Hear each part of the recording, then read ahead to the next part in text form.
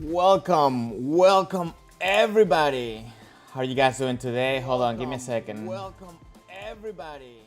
How are you guys doing today? Hold on, give me a second. Oh, okay. Okay. Okay. I almost had it today where I could start in with no problem, but I messed up a lot of the sound stuff. So that's why I'm a little bit off. But welcome everybody. How are you guys doing today? I'm trying a couple new things. I'll tell you about in a second. Just want to make sure that I say hello. If you're here, please let me know. You can just send me a message, say hello, or hit the like button just so I know that people are here. But welcome to the stream. I really appreciate you guys being here. If you're new, my name is Jose. I'm a young in Kendo, and this is a live stream from Kendo Tips. Now, let's see. I'm trying to figure out some new settings that I have with the sound. I want to know, is Jan here? Because I have a thing for Jan. I want to know when he's here. But let me just make sure everything is functioning.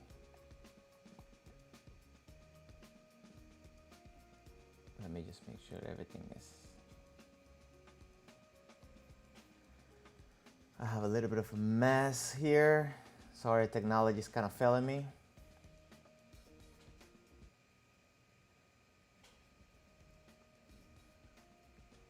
Please let me know if the music is too loud or, you know, anything at all. Just because I want to make sure everything is good and dandy. Let me see. Am I getting... Tell me if I'm lagging as well. YouTube it's been tricky with me right now. Let me see. Anyways, let me tell you the plan for today. The plan is that I'm going to first catch up with you guys, find out how your week has been going, what we've been doing, you know, for growing our Kendo. Then I kind of want to just bring up a couple little topics that I kind of wanted to talk about today. One of them being kind of answering some of the most frequently asked questions about Kendo from a non-Kendo people perspective. Oh, Pokemon, thank you. Welcome to the chat. You said the music isn't loud. It's barely noticeable. Okay, cool. Yeah, because I feel like what you're hearing, it might be a little bit different to what I'm hearing. I just want to make sure that we're doing good. Okay, let me close up things here. But everything should be running okay. I have a couple of videos. There was a tournament going on this week that I kind of want to, you know, watch with you guys a little bit, kind of see how, you know, things are going on in Kendo lately.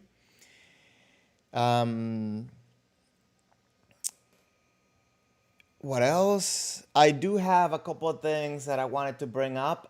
If you notice this week, what I did is I took a section of the stream and I posted it as a video just because I think it had like valuable information.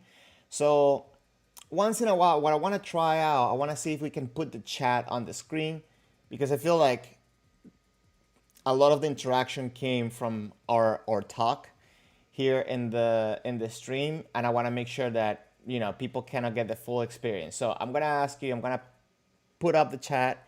Hey Kevin, welcome to the chat, welcome to the stream. Thank you for passing by. Okay, so is this annoying? Is this picture right there annoying? Let me see, maybe I can move it down here. I just don't like the borders. I like the fact that it has the thing on transparent, but the top and the bottom border are kind of what's messing me up. Guys, if you can, please hit the like button just to see if we can get this stream pushed out to more people. And let me know your thoughts. What do you think? It's this. I want to figure out, see if I can actually remove those borders. That would be ideal. Let's see. What am I doing wrong here? So this week I had the 1000 celebration stream. We had 3 winners for the small shinais. I have one person that is not that hasn't replied to me, so I can send them a shiai. Kind of waiting for that person so I can send out all the shinais at once. So hopefully we can get that soon, because I really want to get that to you guys as soon as possible.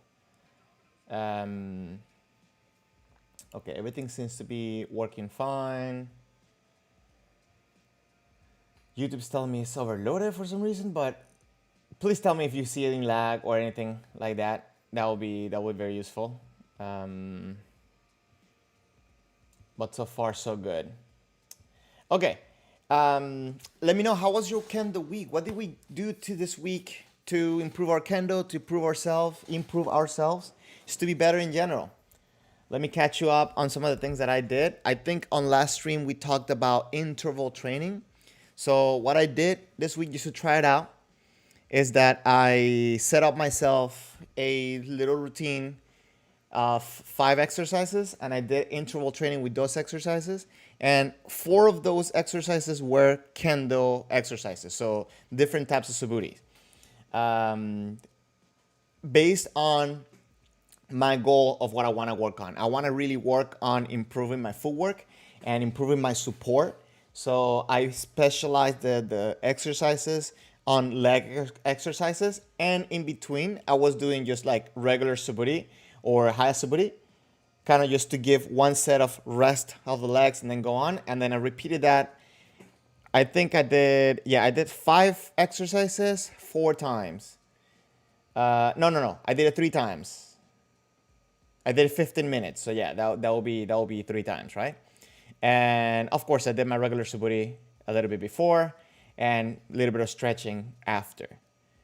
And I'm gonna tell you, I also used my wristband that has like the heart rate and stuff counter, and definitely I could see in the results of the band that those 15 minutes gave me a lot more cardiovascular activity than my regular suburi, or like even like my regular running. So that was interesting result. I have a band that it tells me kind of like how many minutes of intense and how many minutes of just normal heart rate, or a little bit of moderate. So that was actually very interesting, just to find out that in those 15 minutes I was able to push that much more cardiovascular resistance, which goes along with interval training as 4. I think I see Jan here and Theo are here. Welcome. The stream is super choppy, guys. Is everybody getting choppy stream? Let me know. Hold on. How's it going, Tiago? Welcome to you.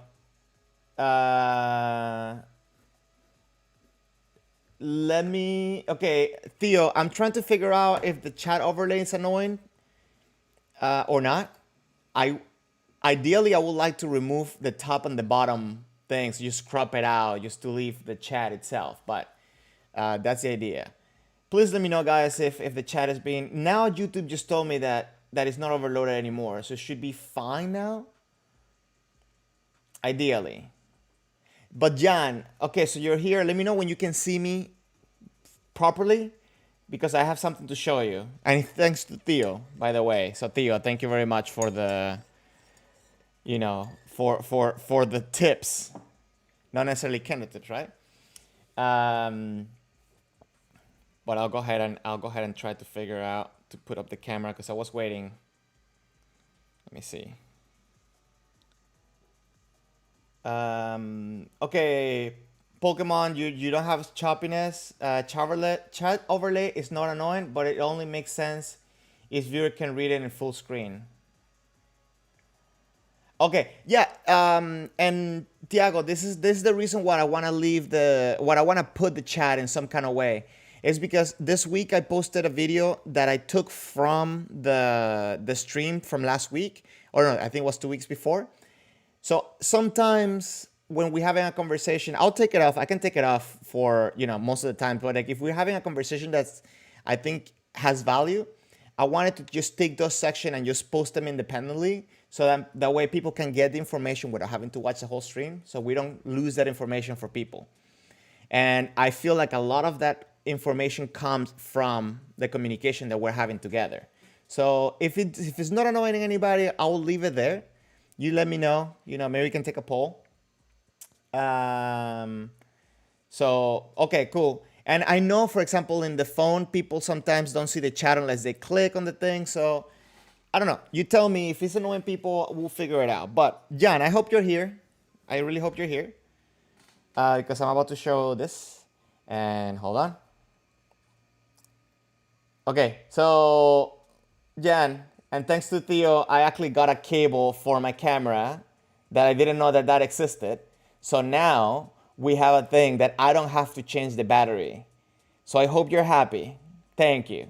Thank you to Theo, and thank you to you because you actually pushed me to get something like this just to make things better. So yeah, I was just waiting for that just so I can put back the camera over here. You guys can have, the wide angle if I need it. Give me 1 second. So that's the goal of this, guys, just to make this better, to make things better. And it's one of the things that I want to make sure that we push towards to, just to keep making this experience better for everybody and trying to get more eyes into Kendo. That's my goal right now with this stream, at least. And with the videos as well. Even also improving our Kendo, but I think that's a very important thing.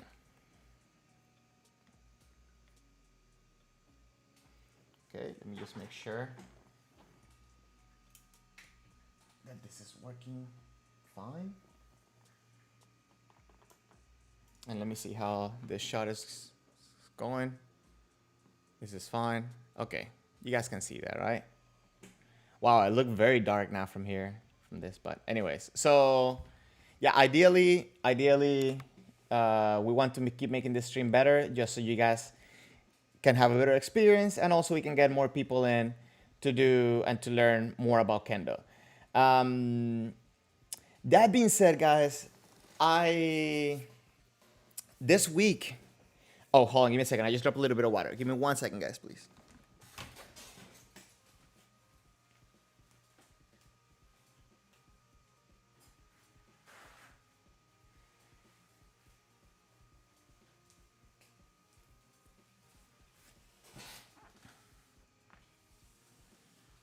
Okay.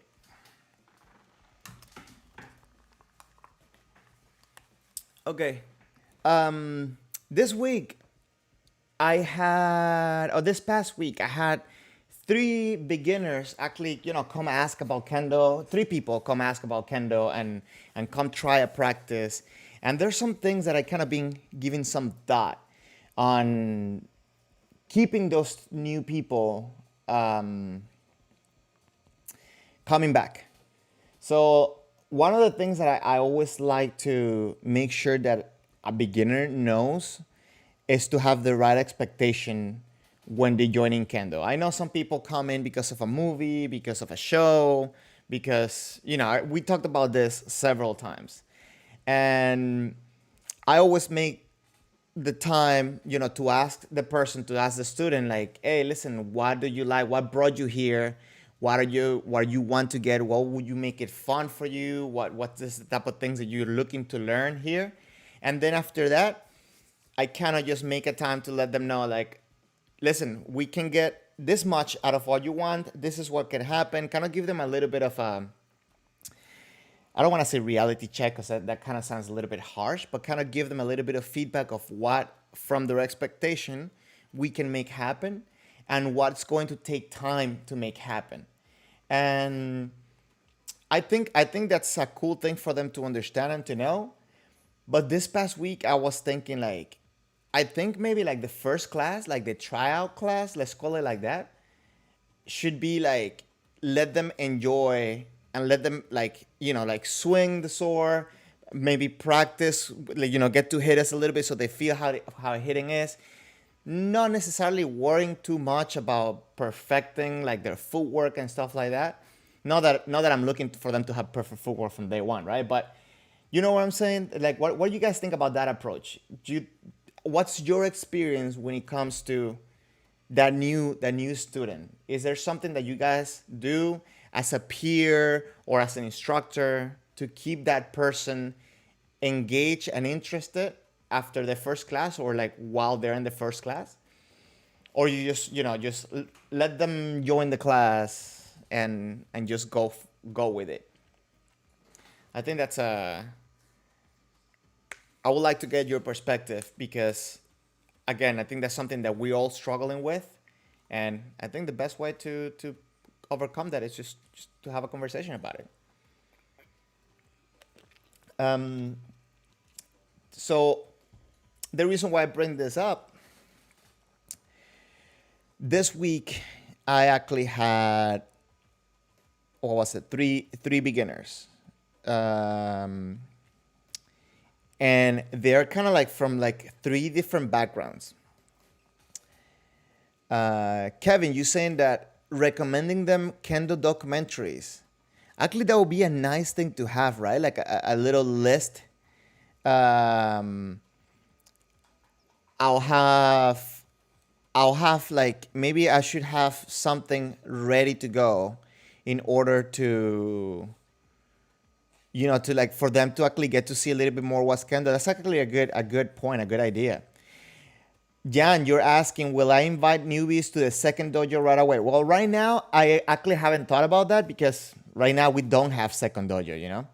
But I think a big part of the dojo, it's, like the family and the people, and the relationships with other people. And that's one of the reasons, one way or another, that makes people stay or leave a lot of times. So I don't see why not. I think as a, like the same way as maybe I'm going out with some friends after the dojo to go eat, and then I'll invite a guest of the dojo. I'll see it. I think I'll see it if they come in. I'll see it as an opportunity to actually share more after the practice. So I think yes. Pokemon, you think that's a good approach that I'm having? You got to give your friend a small one on one intro and did it in the same manner, more or less. Okay, so kind of the same thing, right? Because and I got this methodology from when I was teaching guitar. I used to teach music. If you guys don't know, I went to school for music therapy, and before that, I went to school for music education, and sound engineering. So big part of that approach comes from when I was teaching kids guitar. So one of the main things, obviously, with kids and music and instruments and so on, is that you want to make sure that they stay engaged and they stay interested. Because if not, they're just not gonna practice. They're not gonna get any success. They're gonna drop it. And it feels the same way for kids in Kendo, no?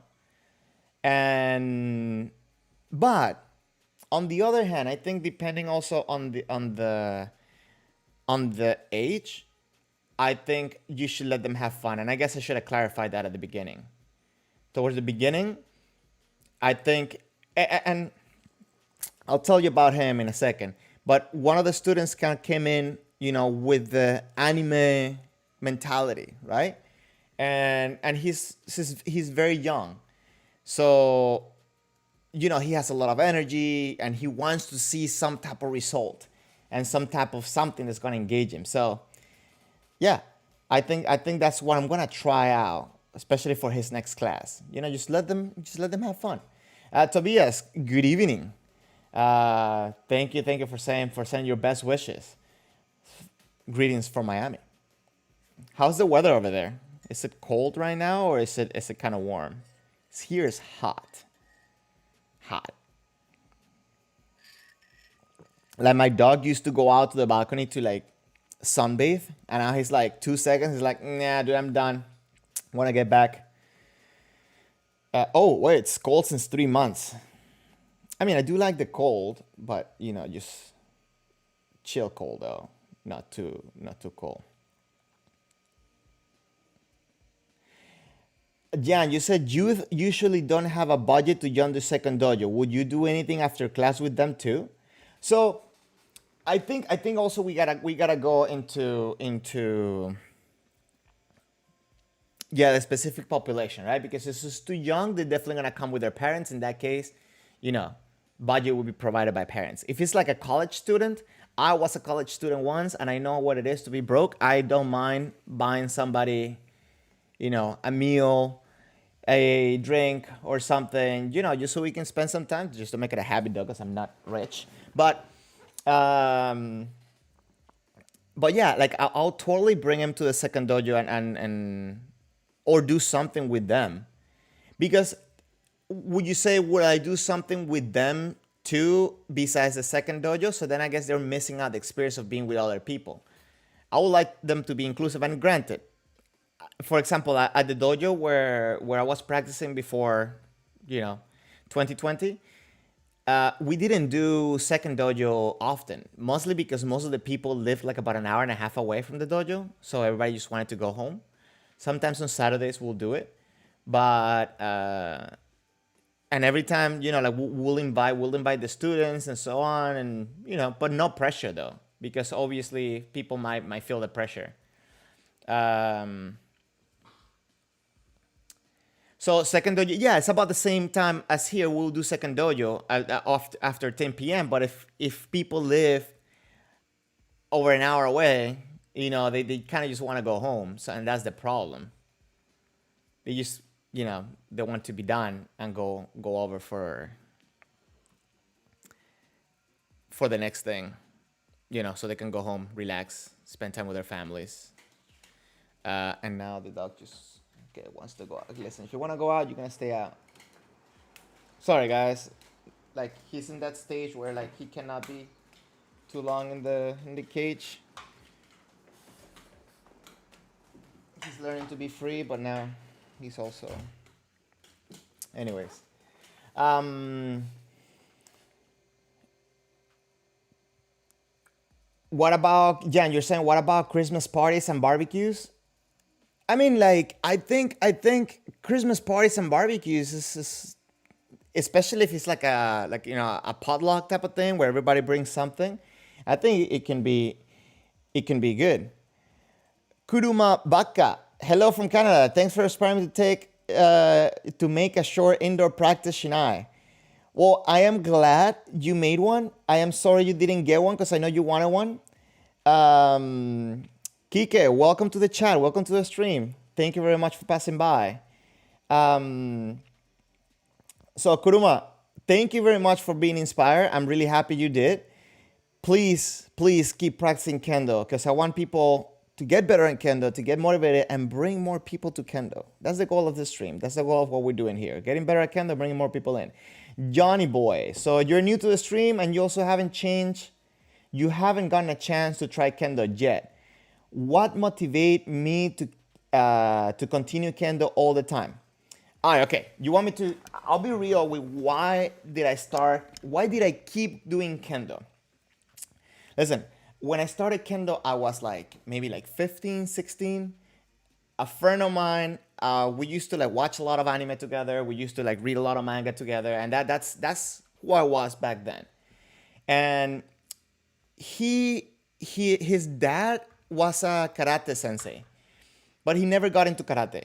And one day he found a kendo dojo, and we used to watch Rurouni Kenshin, right? Samurai X.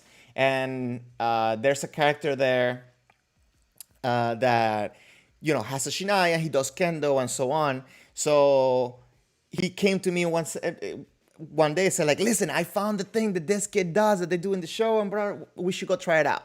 We went to try it out, and he did it for like about a month and a half, maybe 2 months, and I kept going with it.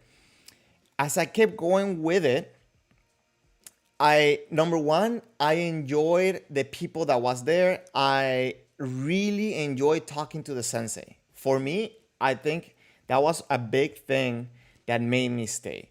I really enjoy the talks that I was having with the sensei because he was, even though I was young, I played guitar. He was also a musician, And he had all these other experiences that he was sharing with me, and he was sharing in a really caring manner. So for some reason that kind of like took me into the dojo. So I kept going with it. And at some point I was having a talk with that friend, because I was actually, you don't know, I was born premature. So a lot of the time, like a lot of time growing up, I was the smallest kid than everybody else. So I sucked at sports. Like that being said, I really sucked at sports. I couldn't throw a ball to save my life. I could barely run and whatever. But when I started doing Kendo, I felt like that I could do it and I could be good doing it. So that kind of just motivated me on wanting to do more. And then one day I had like a little bit of a turning point as well, like an extra turning point. And it was, I think, the first time I had Boguan. The first time I had Boguan, I remember this guy, like he was kind of like making fun of me because I was tired, but fun in a nice and good way, right? I was getting tired, and then he was telling me like, "Come on, you can do more." I'm like 40 something and I smoke, so there's no reason why you should be tired. And he kept me going, right?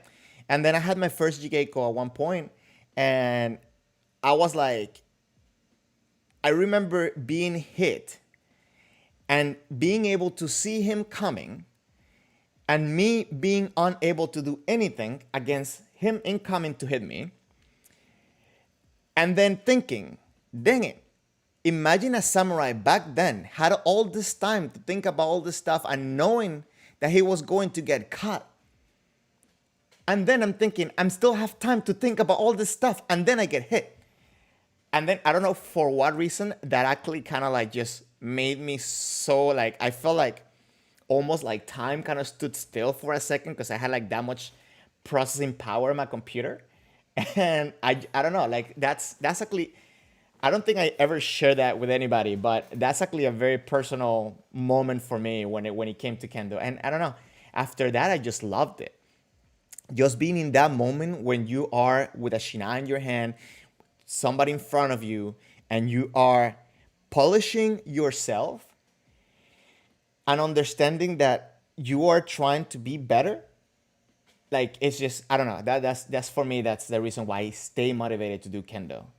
And I can tell you, man, like I go any exercise that I may do outside of Kendo, I'm always thinking about the reason I'm doing it is because of Kendo. Like for example, I had like a lower back injury, and I had a chiropractor, help me out with some exercises. And every time I was doing the exercises and the stretches for it, it was because I wanted to get back to the Kendo, to the dojo. So I don't know. I kind of went into a rant there. I should probably make a video with that. But yeah, so that's the reason why I stayed motivated into doing Kendo. Hope it didn't bore you guys. Let me catch up with some of the other comments. So, Johnny, I hope I answered your question. Kuruma, how about live Suburi class sometimes? Actually, that will be very, very good. Very interesting. I will do that if I have some people. Now, mind you, I do have my mistakes. I want to polish them. I want to be better. But maybe what I can do, it's, maybe one day share some of the things that I'm doing. I want to make sure that you're also doing it. The reason why I think doing it live here is because I cannot, if you're doing something wrong or you're misinterpreting something that I'm saying, it will be harder for me. So I think for that, maybe we can do it in the Discord, maybe a few people, and we can do that like that and just take it from there. Because that's one of the things. I want to make sure that if I'm saying something, I wanted to make sure that it doesn't get misinterpreted at all. If I can make it that way, I will definitely do it. I tried it a couple times where I was doing Suburi by myself and just doing live streams and answering questions. I could do that. But if it's something that you would like to do together, I think the Discord, actually, I didn't post the Discord link. Give me 1 second. Let me put the Discord. If you guys want to do that, you can just let me know. And as a matter of fact, in the Discord, we have a few people that are also, Yondan and Godan. So we can ask them, maybe we can do something together. like maybe doing what, actually that would be very interesting, right? Like we can have like a once a week and rotating people, maybe like a 30 minutes, um, 30-minute session, something like that. Let me post, guys, anybody that would like to join the Discord, I'm gonna post the link.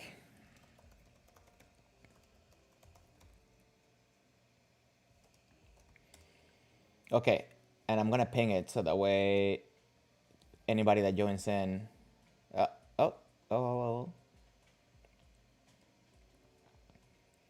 my computer, oh my God, guys, I'm broken, I need a new computer.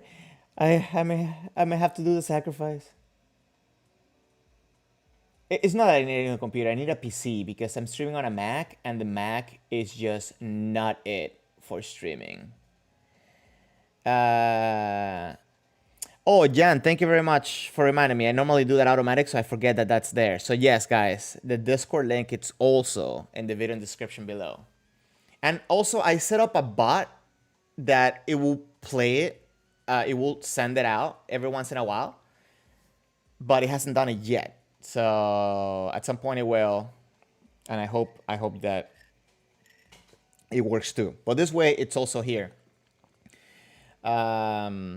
Which, by the way, Jan, thank you very much because you're always on point with all this stuff. I have this theory, guys. I think Jan is like a secret library of Kendo resources.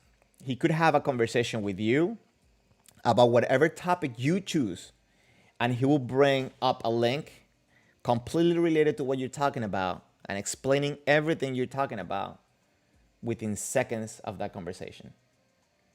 So I think he has like a big database in his brain or like his fingertips.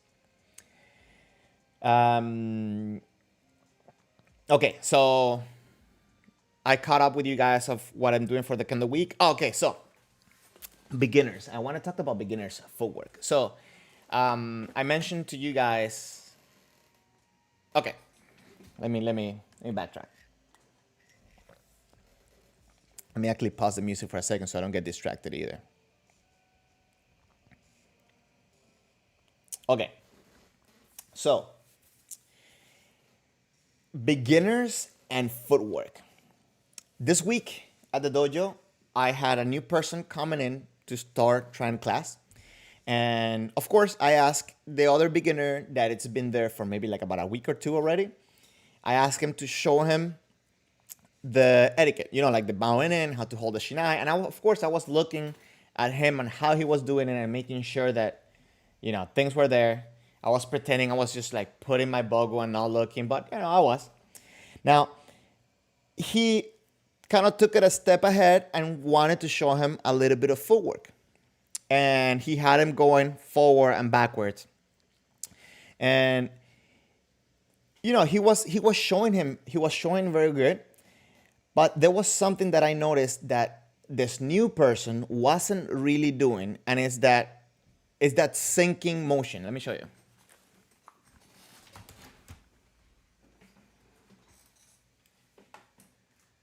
Like this, right? Where the older student, he was doing footwork like this. Okay. But the new student was doing this.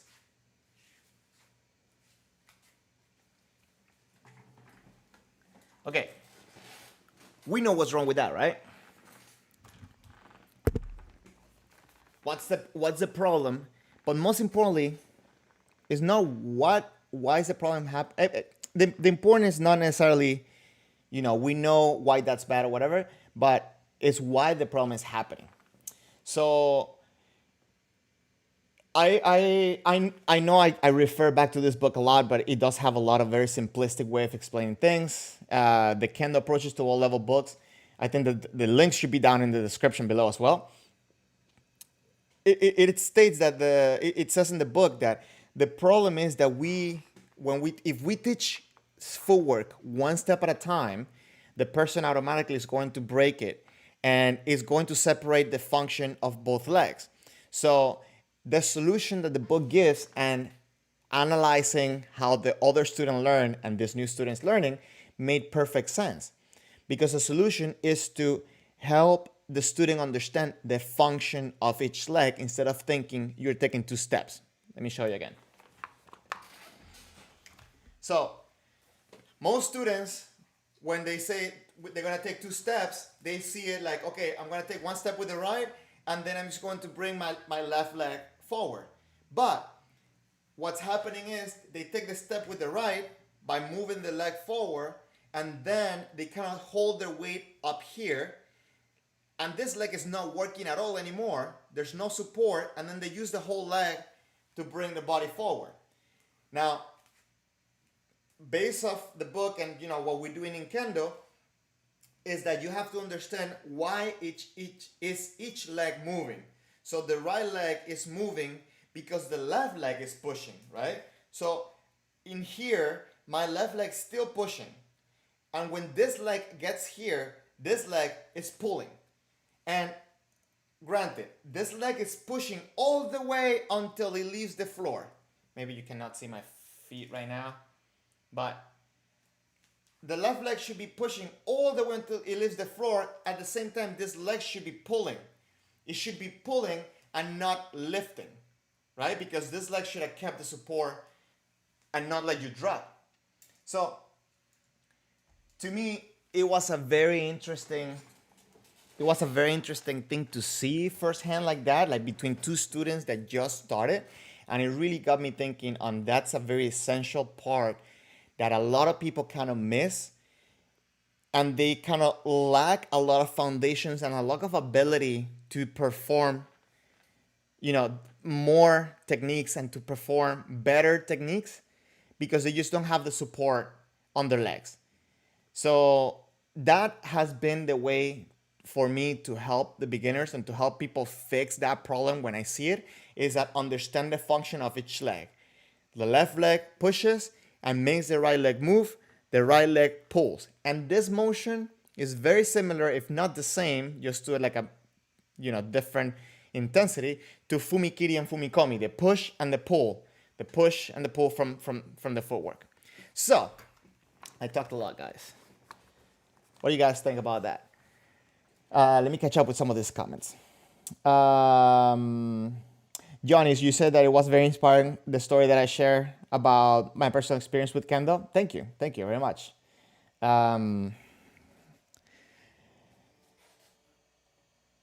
Pokemon, you think we can inspire each other with this kind of stories, so not bored? Oh, so you didn't get bored with my story because I said that. I hope I didn't bore you. Thank you. Okay. Oh, did I forget to pin the Discord link? No, it's pinned. I see a pin. Should be at the top. Oh, Johnny boy, you were into the story as well. I'll figure out what more stories I have. Plenty of stories that you have to remember what it was before.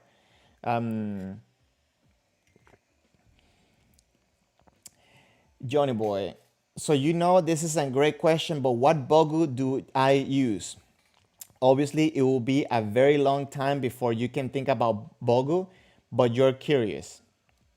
Okay, let me answer Tobias' comment. Push, pull, circle. Tobias, I think you are on the spot with that. It's definitely push, pull, and you don't stop it, right? Until you stop.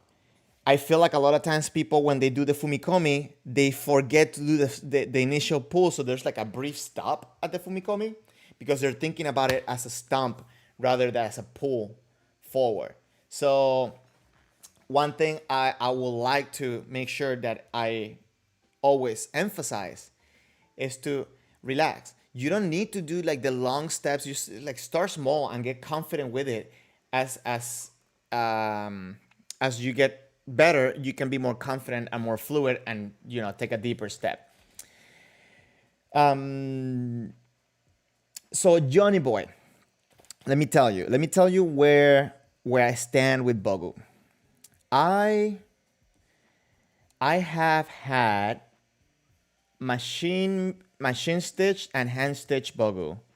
I have had hand stitch kotedo. That's all I could afford back then. And right now I'm onto this thing that I enjoy the I enjoy the attention to detail. So my way to go for Bogu for myself right now is Shogun Kendogu. The reason why I say that, first of all, I know them personally. Actually, one of the people within the company is Blake Bennett, Alex Bennett's brother, and we actually being able to become friends through that, and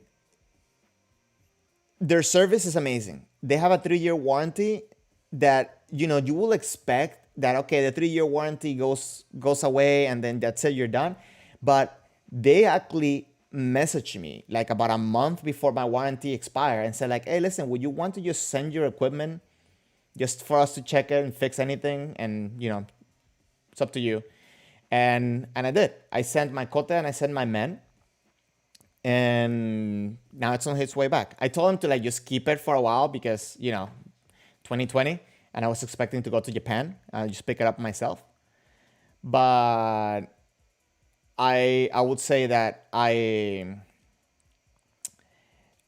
sorry, I got distracted with Jan's comment about, is this sponsored? No, it's not sponsored at all. And I should send this to Blake Bennett too, to Blake, because I really love what they do, man. Like, just the fact that they call me before my warranty what's done, that just blew my mind. One thing. Number two, they are willing to fix any problems you may have with your order and anything. I had a little bit of a problem with my cotes, and it was only a thing that I asked, because what I did is like I ordered it separately because money, and I really needed a man, and that's why I went onto that. I really needed a man, so I ordered that, and then I wanted to have the cote and then the dough that actually matched up the whole set. So I ordered the cote with the same color I had for the tsukidare, and they did it wrong. And I was like, hey, can I send it back to you? And can you, and I was very, very nice with that too. It's like, can I send it back to you? Can you change the color and send it back? And they were like, no, don't worry, we'll send you another pair. I was like, what? That was crazy. So that I was like very thankful for that. But the main reason why I say Shogun Kendogu is not all that. It's on top of that is because they're custom made but machine made. So they're cheaper, but they're also taking the care of them doing them for you. So for example, one thing that for me has always been a problem is getting the mengane to fit perfectly. So having a custom made man fix that problem because it fits there. But if you were to ask me if I'm starting, where would I go for Bogu? I think we talked about it last week. Ibogu has a Bogu that it's like super cheap. It comes in a combo with a uniform, and yeah, I even thought of just getting one just to either have it for like, but I don't have money left for that. But if I had money like that, I will get the Bogu, just for somebody visiting, for if I want to. It's very important too to rotate pieces if you're gonna be training like every day, especially the kotek when they get wet, and maybe if I'm washing my Bogu, whatever. So yeah, I think Ibogu, and I know Ariga Sensei, which is the owner, if you don't know this, from Ibogu, and he has a great, what's the word? What's the word from like the people that analyze quality of products, right? Like, so he himself tries everything that he sells, and he doesn't sell it if he doesn't think he's good. And this is how I know this. One thing I was talking to him about orisashi kote, like the fabric kote, for those of you that may not know. So for those of you that don't know too much about Bogu, most of the times, or 99% of the times, the kote, they have leather on this area, right? Just to avoid wear and tear, and just to make sure they last longer. So it's been like a little bit of a fad, of a little bit like a fashion thing, not a fashion thing, but like a trend. Yeah, it's been a trend to use orisashi kote, right? And they tend to be lighter. They are a little bit more malleable, Quality control, Kuruma. Thank you. Thank you very much. You put the words into my mouth because I didn't have them. Thank you very much. English fails me sometimes. Sorry. Anyways, this has leather on it. So orisashi means that no leather. It's it's a little bit lighter. It's a little bit more malleable. But it doesn't last as long. And I asked him like why don't you sell orisashi kote, because a lot of people are ordering it. And he said like, oh, because they break easy. And it's true. They do. Especially when you have like somebody that doesn't really take good care of the shiai, who gets stuck and just like break it off. I had one pair that's what exactly what happened. It's like it just ripped. And so yeah, so that's why I would say Shogun Kendogu, Ibogu, and the third option would be whatever is closest to you when it comes to import and when it comes to like store to come in. Because I know, for example, in Europe, I think getting a bogu from Ibogu, even though it's cheaper, it might be more expensive because of shipment and what's it called, the taxes for the equipment to come in. You guys tell me. I don't know.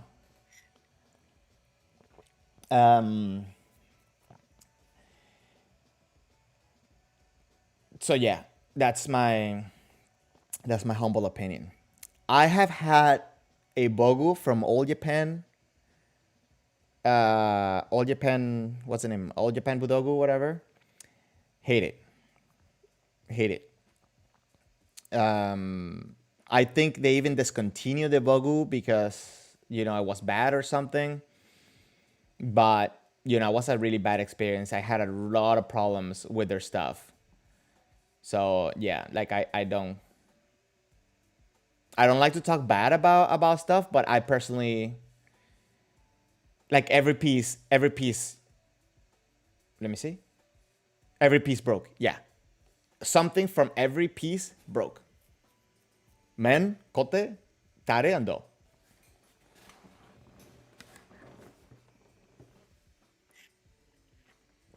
Tobias, customs. Yeah, customs. That's a word that I was looking for, not taxes. Yeah, the customs definitely is a bad thing. Yeah. So, oh, you guys have an Ibogu branch in Europe. I didn't know that. I will ask Ariga Sensei to like. Is there a website, specific website for them, or whatever you order? I didn't know that at all. Kuruma, you have a Tosando, Ibogu, and Kendo Star, and you found Ibogu and Kendo Star about the same for their mid-level machine stitch Bogu. Okay, with Tosando, my problem, my problem with Tosando, I hate talking bad about things, especially putting it out in the world. But okay, this is factual information. This is not. I'm not trying to talk bad. That's what I'm saying. So please don't miss and please explore all these options. I had a little bit of a problem with Tosando because when you go to a store in Tosando over there in Kyoto, the same product, it was like considerably higher price in their website for foreigners than it was in the store. Now they do say that they have free shipping, and that's okay. It's fine. But this is the problem. I rather pay a shipping of a package if I'm buying different things, and that shipping is going to be way less expensive than if you get a shipment fee added to each product. So I felt like that was a little bit. I rather you charge me shipping but give me lower prices, but charge me an accurate shipping than you tell me it's going to be free shipping but you add in the price to the product. And I'm gonna say, like, for example, when you go to Ibogu here in California, I I see consistency in the prices because whenever you go buy something, they check the website if they don't know the price to sell you the thing, or like they scan it and it's the same price on the website. And I know like every country has maybe like different laws, but I'm guessing that here as a business, like for example, Ariga Sensei, what he can do is like take off like as a tax write off for the shipping that he sends or whatever. So like, like he makes it work more for you. Where I feel like when they they price you like that, it's kind of not really working for you. I don't know. It's just it had a bad taste in my mouth. They have great stuff though. They had great stuff. I just I just lost interest to go in there. Granted, but if you do go, as a matter of fact, there's a couple of name brands that I think belong to Tosando as well. So if you buy them even outside of the Tosando shop, you're still giving them money one way or another. But I digress. I cannot confirm or deny that information. Tobias, you're a regular at Euro Kendo. Euro Kendo, is that a European specific store? I'm guessing because you cannot write a link in the YouTube. It didn't let you text that, but let me see. I'm gonna say euro-kendo.com, I'm assuming. And the reason why I'm checking this is because I want to be, up to date with all this stuff.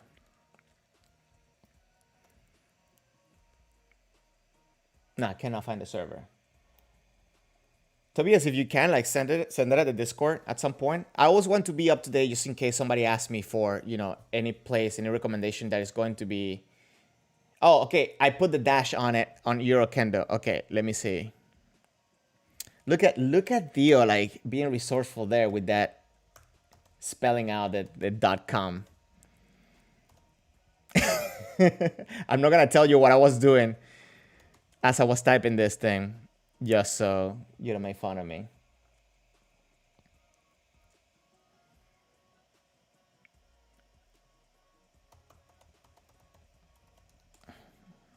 Oh my god, like my computer is so slow when I'm streaming that I think it makes me slow. Okay, I'll check the website later, but now that I have it here, I'll check it out. But it's good to know all reputable spots because let me tell you, I've been afraid of buying something just because, I don't know where it's coming from. I don't know when it's getting here. I don't know about the shipping and blah, blah, blah. So yeah. Steven, welcome to the chat. Thank you for passing by. Hydrologia ambiente. I'm gonna call you ambiente just if you don't mind, just because it's easier for me to say it. For you, all big bogus stores are are like the supermarkets. Low quality in Japan are hundreds of little producers with high quality and more cheaper than these groups. You prefer to order from little craftsmen. I agree with you. A lot of this, and that's another spot. That's another point. A lot of the bogu that they sell at one store, they're companies that, they're selling to different stores. So you also have to be careful if you're actually ordering from a person making the bogu or you're ordering from a store that's getting the bogu from another, for another source. That's why I also like Shogun Kendogu, because listen, their shop, it's a little trailer, probably from the camera all the way down to the wall. They have you should go check out like their YouTube videos, because you can see how tiny their spot is, and he has a little like storage, maybe like a block away from where he's at, but everything gets done there in that shop, and it's two people. And I think sometimes he takes like an intern once in a while, but it's just two people in there, and they just do everything.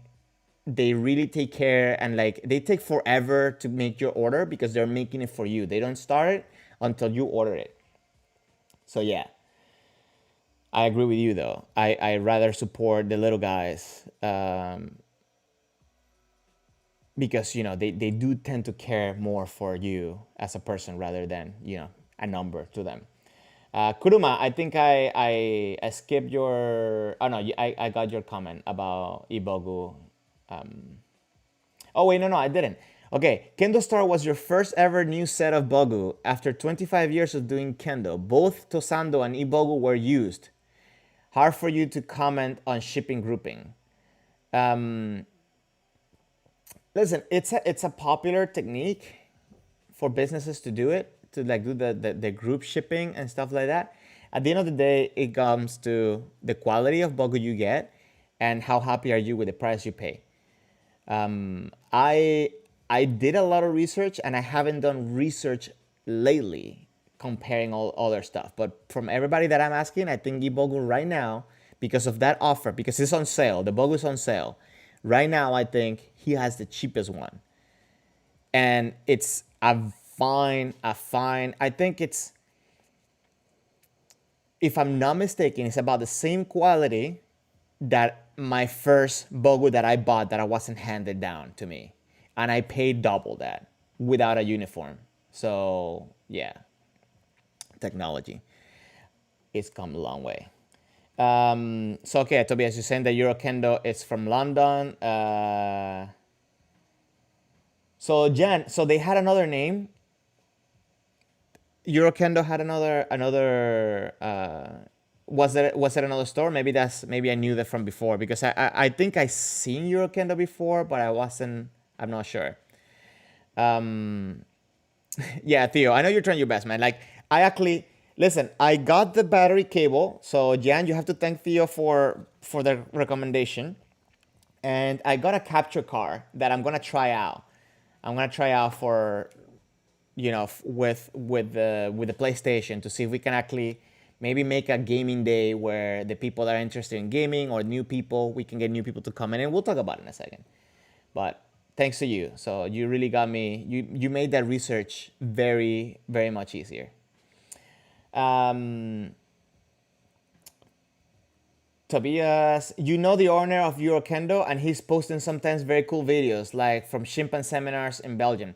Man, maybe we should get him here so he can give us some of the scoop of what are some of the things to look up for a bug or some stuff like that. I think that would be an interesting topic to have somebody talk about. Theo, off topic, as a computer nerd, you're curious, but I don't need to answer if I don't feel comfortable. What model MacBook do you have? Why wouldn't I feel comfortable on that? Listen, I've been very disappointed since the moment I bought this Mac. I use DaVinci Resolve for editing my video, and I think that my Mac is struggling. My Mac is a MacBook Pro 13-inch 2019, and it has 16 gigs of RAM. Oh, this is my favorite sound on this playlist. I should turn it up a little bit.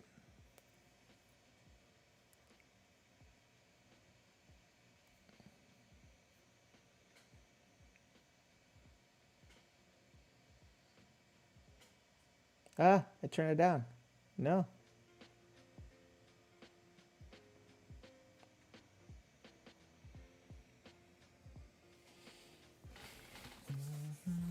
Okay. Okay, Theo, I told you my computer model. Jan, the Eurokendo YouTube channel is in our list on the Discord. They have 3K subs and put up a lot of European Shiai Taikai. That's actually, yeah, I need to recheck that list. By the way, again, you are a database of Kendo resources.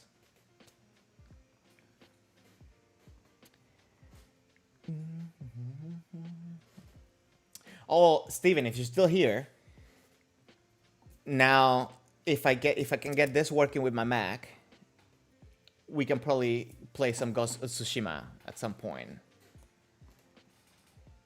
I'm thinking doing another day of streaming, but a little bit, a little bit more open to other people, to kind of just get some eyes on Kendo. I don't want to go too far away from what we're doing here, because I think what we're doing here is important. We're actually sharing good information and stuff, but I also want to bring more people in. So maybe if I can get a separate day where we do something that we can relate back to Kendo, I think that would be cool.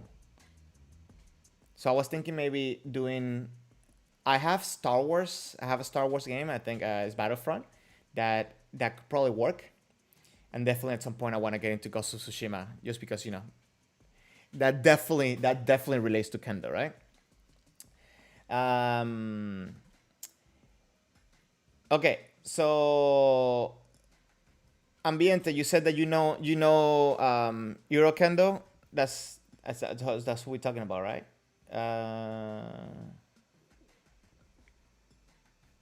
Yeah, I mean, I think it will be interesting, to have a conversation about,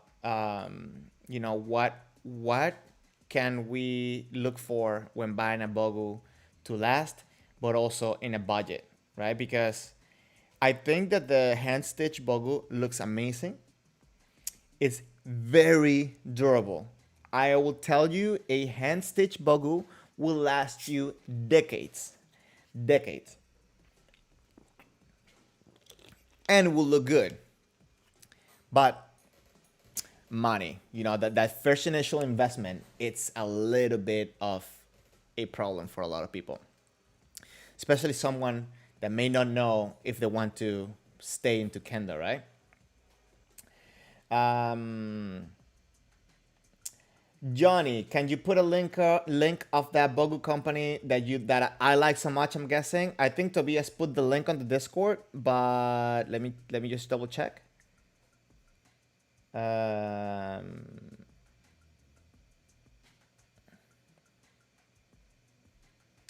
okay, Tobias put a link. Oh no, Tobias put a link of the channel for Mega Senseis. I'm in Kendo resources in the Discord. I'm going to put uh, Shogun Kendogu. I think that should be it. Hold on.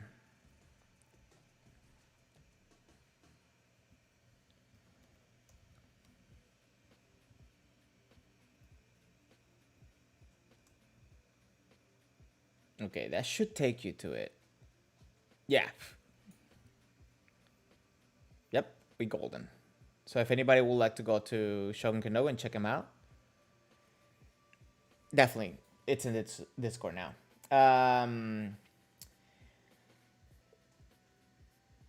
Kuruma, is indoor dojo practice back in my part of the world? So let me tell you, yes, I am in Miami, Florida, United States.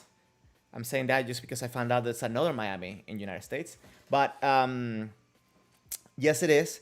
We had started with a lot of restrictions, and I was asked, and of course being very conscious of a lot of people not having the what's it called, the resistance, and like the strength or whatever you want to call it, to do the kendo how they were doing it before. So we're taking it very slow. We're progressing. I think we're progressing very well. I think it's been a good excuse to drill down on the basics, and I feel that a lot of the people are definitely making a big progress by just taking the time to focus on the basics. But yes, it is back. Also, right now for Keikos, we're doing Keikos very short, but I make the big point that every Keiko, every motion that you do into Keiko has to have a purpose of doing it. Don't just stand there and just, do nothing. No, be there. Like, turn the lights on and be mindful of what you're doing there. That's my main focus point. We're doing Keiko right now. They're very short. Maybe like 2 minutes, 2 minutes 30 seconds. No more. And obviously because we have the masks, so a lot of people kind of just need to take a second. The mask and the shield. Right now we're only using the bottom shield. And when you put both, it's hard. Hope that answered your question. Theo, you say you're looking forward to that gaming stream. If you need any help with computers, you used to work with tech support, so ping me I'll definitely ping in Discord. And this is the thing, I was looking on a computer because I haven't touched a PC besides at work 3 years ago. And I think besides that, I think my first Mac was on 2009. So I don't think I've been on a PC in 2009. So I'm very disappointed lately with Apple. So yeah. I love Apple, but it's like they're making my life hard. They really are. Stevens, you're down. I'll definitely keep you updated, man. Every time I cannot play Ghost of Tsushima, I think about you. Johnny Boy, do you have a lot of new people to quit? If so, why? Well, I haven't had too many new people because the dojo kind of just reopened. Um, I'm gonna tell you, most of the people that I feel that quit, they either quit because of someone at the dojo, or they quit because they're not getting enjoyment or the expectation is not met. So, for example, let me see. Let me think of somebody that I remember. I remember there was a girl at the dojo that she quit as soon as she got into Bagu. She just didn't feel good wearing the Bagu, so she quit. Um, Definitely, I had people that they stopped going back to the dojo because somebody was rude. So yeah, that's definitely a big one. Jan, do you have alligators at the club? I know you have crazy people there. Oh, crazy people we do. Alligators were not next to the glades, so we don't have alligators at the dojo. That doesn't go without saying though. Alligators are a common thing over here. Not crocodiles, but alligators. Tobias, the discussion we had last week with some trainers from all over Germany, the rate of people that who quit Kendo is like the same in other sports, like football or basketball. Yeah, and it's not. I don't think it's anything special. It's just either not what they were looking for, or they just had a problem. As long as you're having people enjoying and having fun, you're gonna get more people coming. People always going to quit, but if you make it enjoyable for them, you should be looking at your success rate of keeping them in the dojo, right? I think that's a good starting point to analyze. How many people come in through your doors, and out of those people, how many do they leave? If the majority of them leave, especially after a short time, maybe you should be doing something different. If the minority of them leave, it happens. You're not gonna get 100% rate on it at all. Steven, it's kind of common for people to leave as soon as they get Bogu because now they're being hit. Well, yeah, and listen, I don't think she was really hit. The girl that quit, she I mean, she definitely received man and stuff like that, but especially the first day, I personally am very careful, to not overwhelm them. I kind of just want them to start moving with the Bogu first. I rather them hit me first and get confident moving before we hit them. But maybe somebody else in practice hit her in a bad way. It's another thing. You have to be careful as well when you have a new student, just to make sure you're also looking at the other people and how they're interacting with that person, because people can get very competitive and that can give a bad vibe to everybody else. So that's something that you might want to also keep in mind. Johnny, you would have thought that Bogu is what hooks people. I mean, that's the main thing, but again, once they get into Bogu, it's a shock as well. Some people, and not to say that she might not say one day like, oh, you know what, maybe I should give it another try, but maybe at that point, that was it. Jan, your club suspended membership fees during the pandemic for 3 quarters in total, but you offer Zoom Keiko. That's the one of the hardest part when it comes to maintaining a dojo, right? Because we need to have a place to practice. So payments had to be made. Of course, some places, have like a government thing and so on that, they get a little bit of, leeway or. But I think once you have the people at the dojo, from the dojo, the representatives of the dojos get organized and keep making Kendo valuable for the people, that's when you're going to have the people stay and come back when this whole thing is over. Even if you don't have that same space, even if you have to move somewhere else, you're gonna keep more people with you if you are actually give them something back instead of like, okay, I'll see you when I see you. So yeah, I'm kind of upset at the people at some of the dojos that kind of did that. That it's like now all of a sudden when they feel that they can, when they have the opportunity to go back to the dojo, now you're calling the people, but you kind of forgot them for so long. It's a little bit. I think it's a little bit irresponsible. Like for example, like what I do with the people from Venezuela is that every week I have a small group where we do a little bit. It's not a private class per se. We do like suburi together and so on, but it's more of. I mean, it is a class. Sorry, I said it's not a class, but it is a class. So what I'm doing with them is that I'm taking the time to help them answer questions, show them what I think is good technique, and trying to get them to stay doing kendo. Because if they quit, once you lose momentum, guys, it's really hard to get it back. Kevin, any beginners who have stayed back? Everybody that has rank stayed. No, just kidding. But out of the 4 beginners that I have seen come in after the pandemic,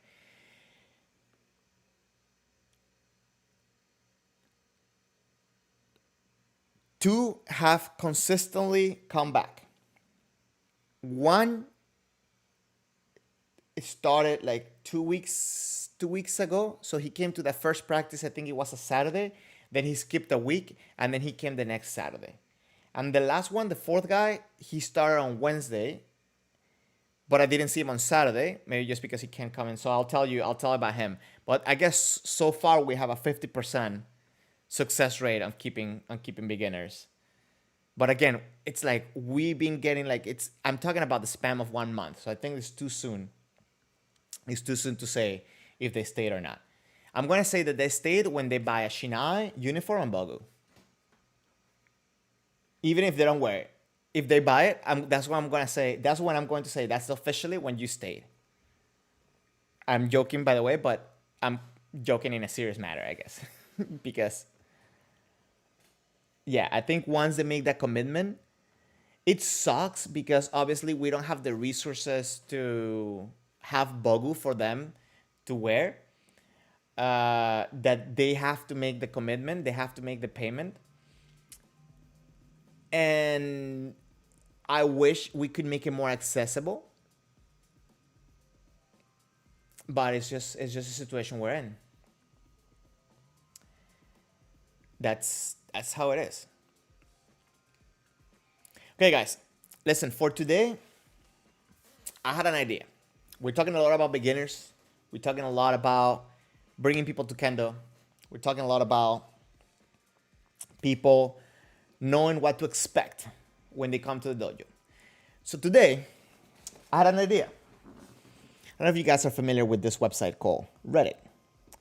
But in Reddit, they have a Kendo FAQ, frequently asked questions.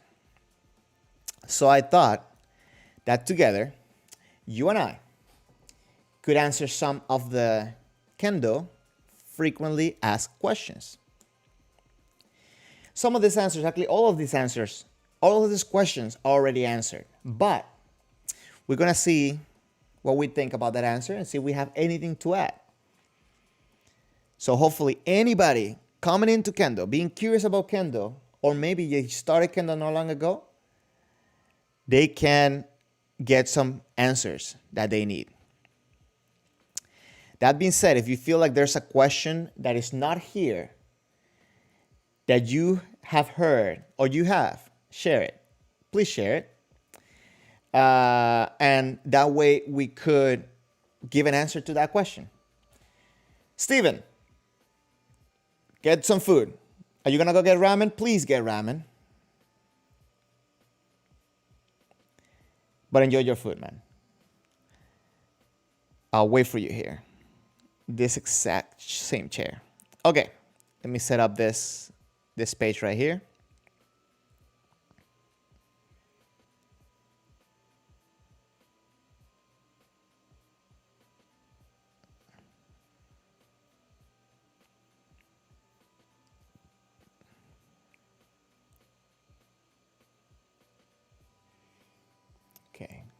set this up.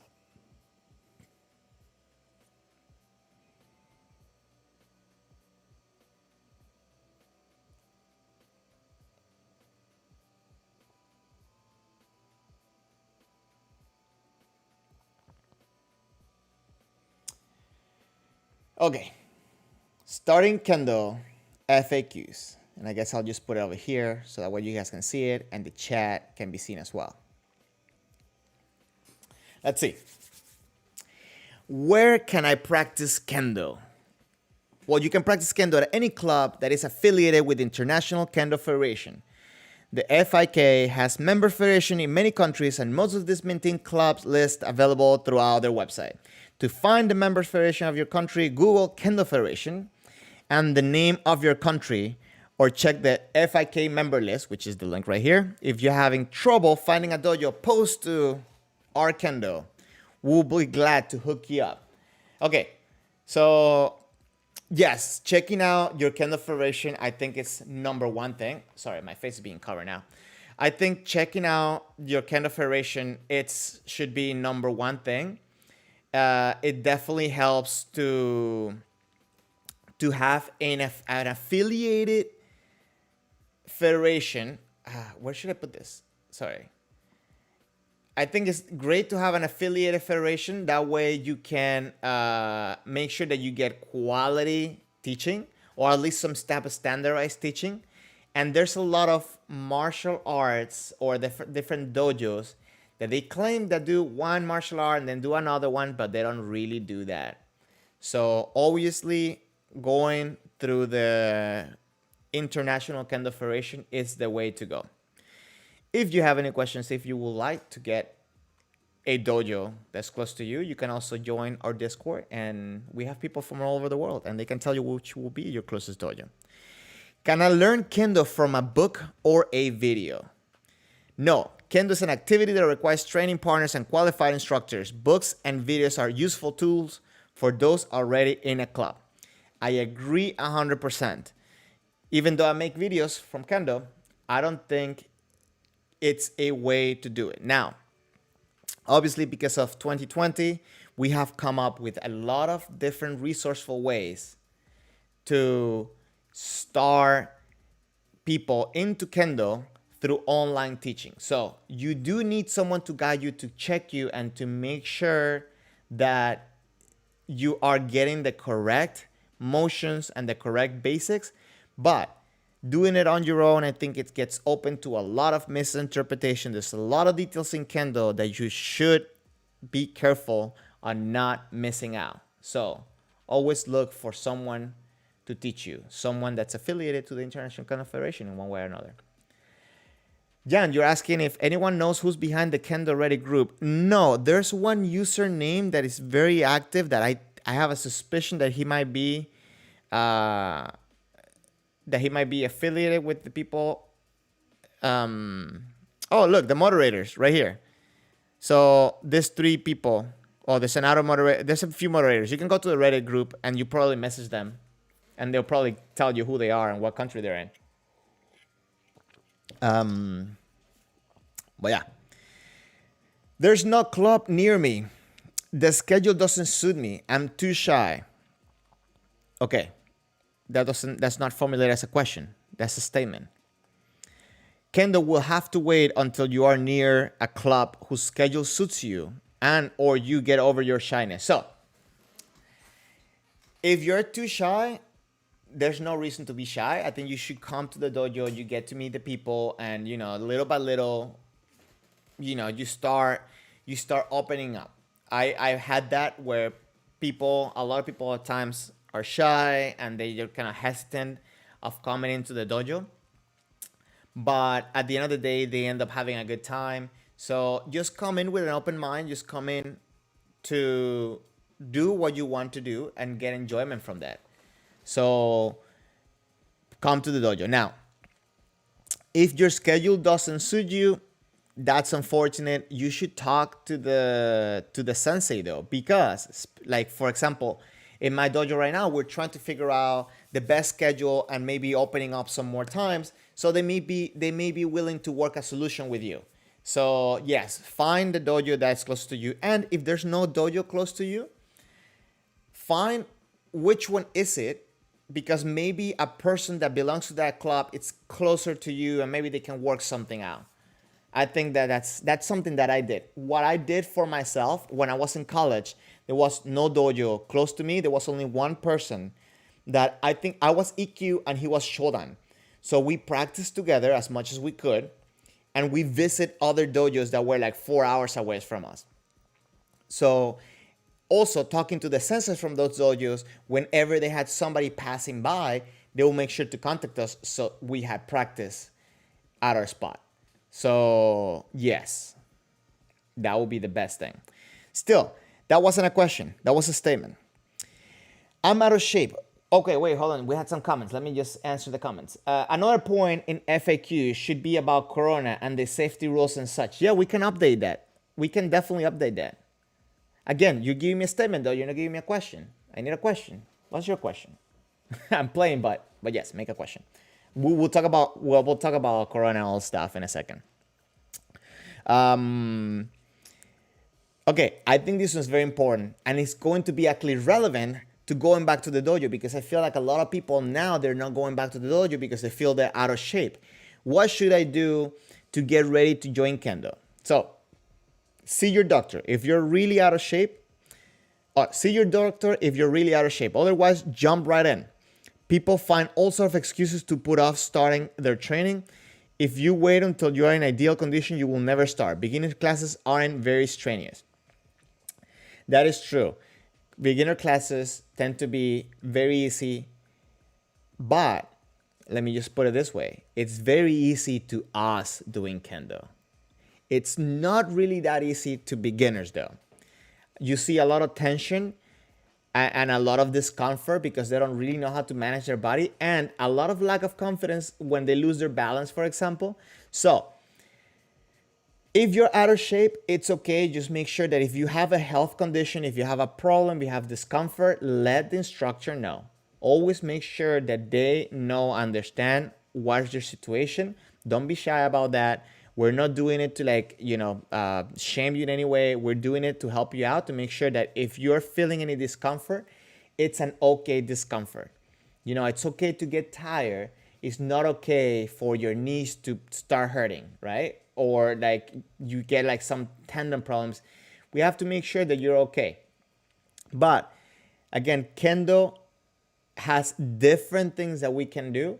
And at the end of the day, Kendo can help you stay in shape and be in shape. You burn a lot of calories doing good Kendo training. And there's a lot of supporting muscles that you work as well when doing suburi. So yeah, do more Kendo. Tobias, so you're asking, how did Corona influence Kendo? Example, Kiai. So I don't know necessarily.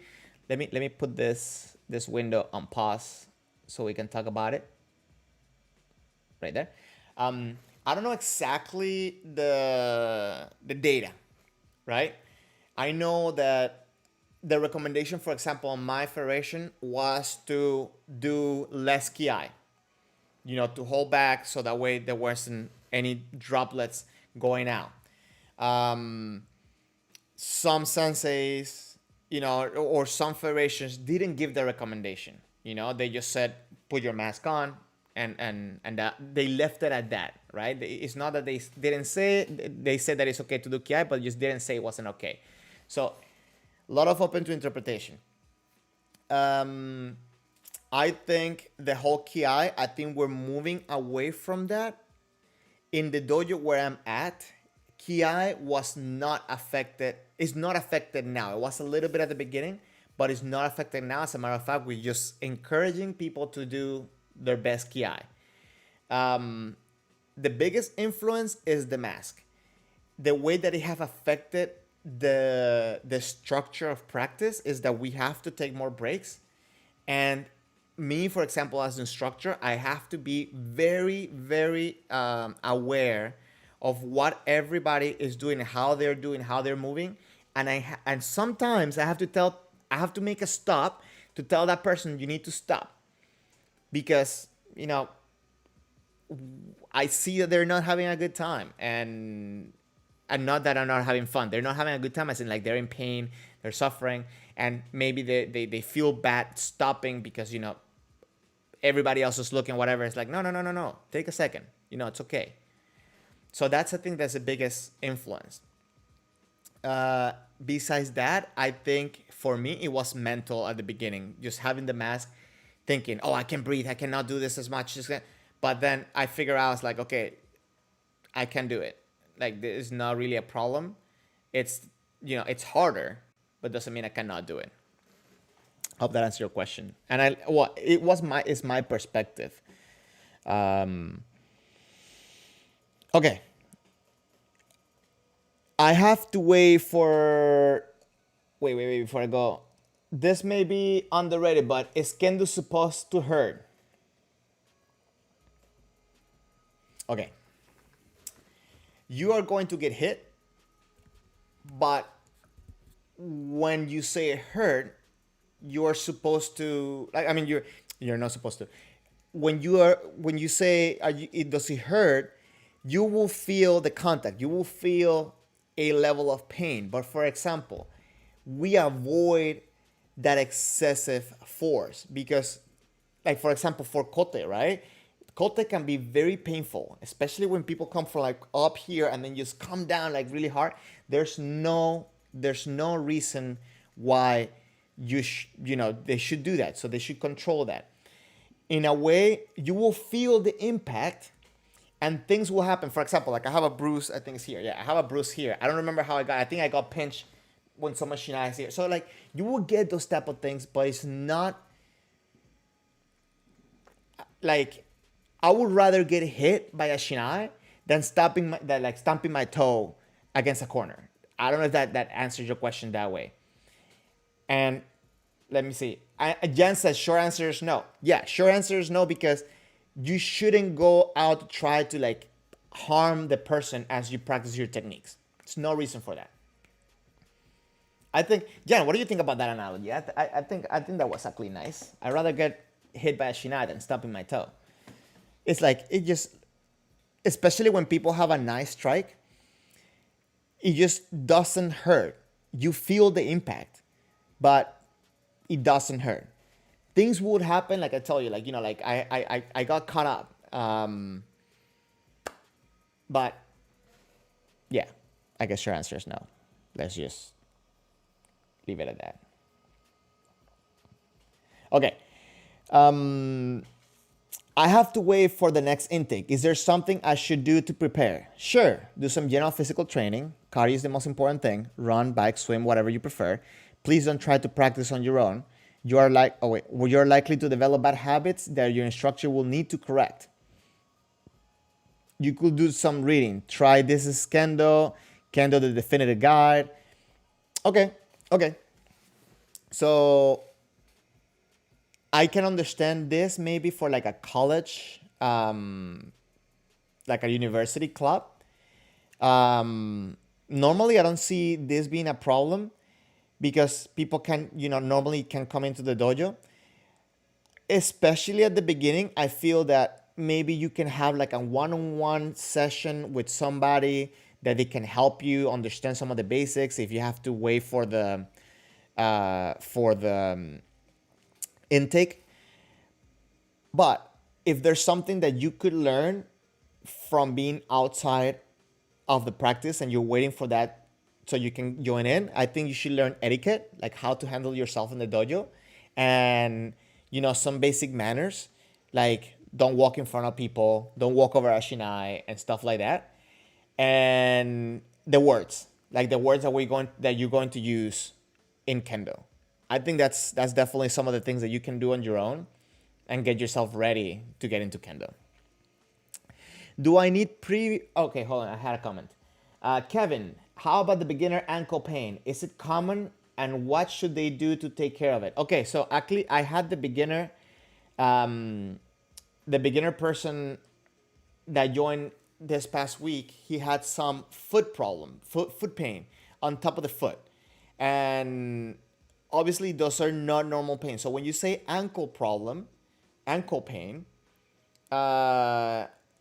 what's going on. Do you feel like it's your tendon? Do you feel like your tense and stuff like that? You should feel fatigue in your muscles. You should feel, like maybe you're tensing up, so you're spending more energy than you should for being in kamae, for example. At the beginning, you need to learn how to get to the point where you're just relaxed. But um, one thing that you want to make sure you do is that you want to avoid joint pain and tendon pain, right? Those are the things that you want to avoid at all cost. So when you say ankle pain, always pain is feedback. It's telling you something is happening or something is wrong. So you should look at that and be specific with that.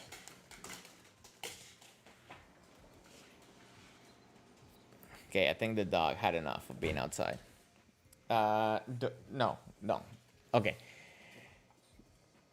Does that help? I hope that helps. Okay. Let me keep going with the FAQs. Guys, thank you for being here doing this. I think this is very helpful for people, and I really appreciate your feedback on this stuff and all your questions, because I think this is important for people that's coming into Kendo. Okay. Do I need prior martial art experience? No, actually, most instructors will prefer that you didn't have any experience. Kendo is different from almost every other martial art in its stance, postures, and movement. If you do have prior experience, please put it aside and come. Oh my God. And come to Kendo with an open mind. Avoid saying things like, but in Rex Kwon Do, we did this way. Okay. So that last comment, avoid things like saying, but in Rex Kwon Do, we did it this way. I mean, okay, I understand what they're trying to say. You want to not take away time from the class.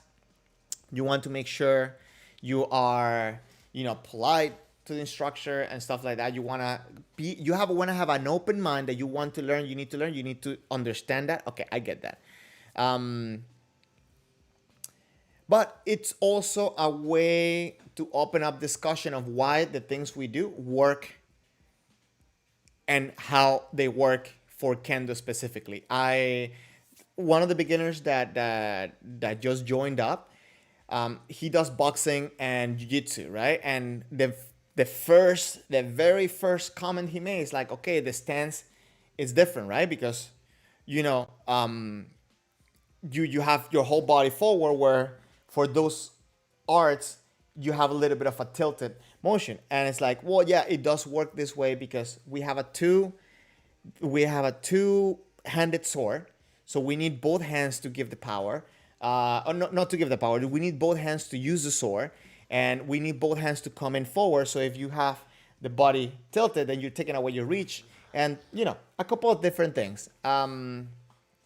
So I think it opened up a nice way for him to actually understand it and actually self-correct himself as the class was going, because he kept putting that into his mind. So it could go either way. Do you need any prior martial arts experience? No, you don't.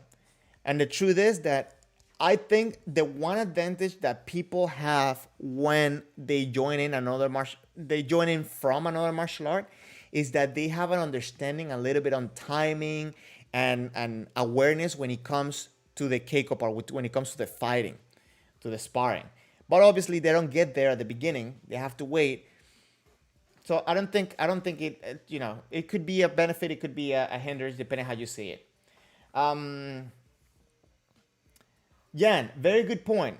About what? I said a lot of stuff. Sorry, my bad, Jan. Very good point about the injury, about the taking care of the pain. That's always my main thing, and because my motto is we want to avoid injuries at all costs. So I understand that fatigue is going to happen.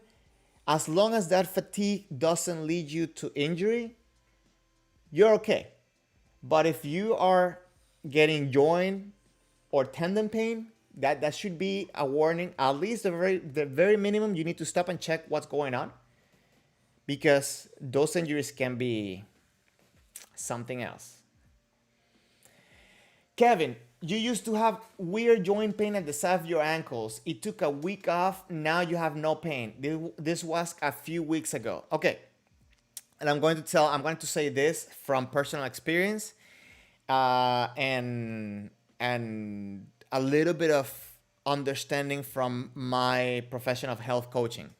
I am not a personal trainer though, so please do not take this as a, or I'm not any medical advice or anything, nothing like that. I'm just gonna give you experience. Um, a lot of times, what we do in our day-to-day activities can cause fatigue on some of the supportive muscles that we are, or the main muscles that we're using in kendo, making our body work in a way that may not be used to it, and using muscles that are not necessarily trained and they might be weak. So that could lead to injury. Maybe from your ankle pain, you were having problems because the kendo added an extra level of difficulty to your day to day. So once you let go of that for a second, your body was able to recover. And because it got used to doing what it was doing day to day, now you're okay to go back doing to kendo. So maybe that's one of the reasons why you're okay now. You can continue doing kendo. But you always have to watch out for some of the things that may cause you pain. I'm gonna tell you, like for me, for example, and this is a little bit funny, embarrassing, or whatever, but my back injury flared up when I was making coffee at work. Like all I did was literally I was mixing the coffee and I turned around to like grab something, and when I grabbed it, my back just gave out. Like it popped. And it was not a good thing. And it kind of like, and the chiropractor told me like, yeah, I mean like your back is kind of like compensated by the fact that like, all this sciencey stuff that I'm not a doctor for. Jan, you said, no, you meant welcoming discussion question from beginners. Humans are not empty vessels that we can just fill. We should pick beginners up from the point that they're coming from. Oh, yeah. Thank you. Okay, cool. Yeah, I mean, I'm telling you, man, I have a plan here. I have a goal. It's to make people come to Kendo, at least know and understand what Kendo is. So if we can make that happen, we're golden. The more people we have in here, the more people most likely will take on to Kendo, the more people we're going to be able to have for better level of Kendo. More people to pick from to go to the World Championships. I don't know. That's just my thoughts. Anyways, let me go for the next. Am I too old or young to start? Okay. If you're asking this question, you're not too young, I think. Am I too old to start? No. Short answer is no. Well, let me tell you why. I think that if you compare yourself to how young people start in Japan, you will always be frustrated. Because most likely you didn't find Kendo as early as some kid was made to do Kendo in Japan.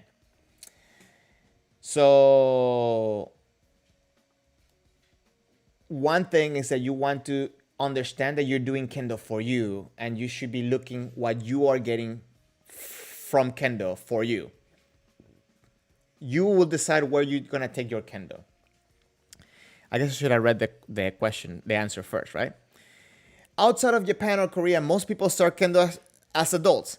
So long as your doctor says you're good for rigorous physical activity, you're not too old to start. Okay, this a little bit sending mixed signals, because now you're telling me I need to be good for rigorous activity, but then before you said like, it doesn't take that. No. As long as your doctor says you're good for physical activity, I think you're okay to do Kendo. I have a friend that he's a very amazing Kendoka that he says, if you can stand, you can do Kendo. That's his prescription. He's not a doctor though. But I think that rigorous physical activity was a little bit extra because, again, everybody's Kendo will go as far as you want to take it. Many people have started in their 40s or later, and people can practice until they're well into old age. And that's one of the things that I love about Kendo, and I'm excited to do Kendo for the rest of my life. I always tell people, I feel sorry for that person, but it will be amazing if I can die doing kendo. You know, just like just go like that. If that happens,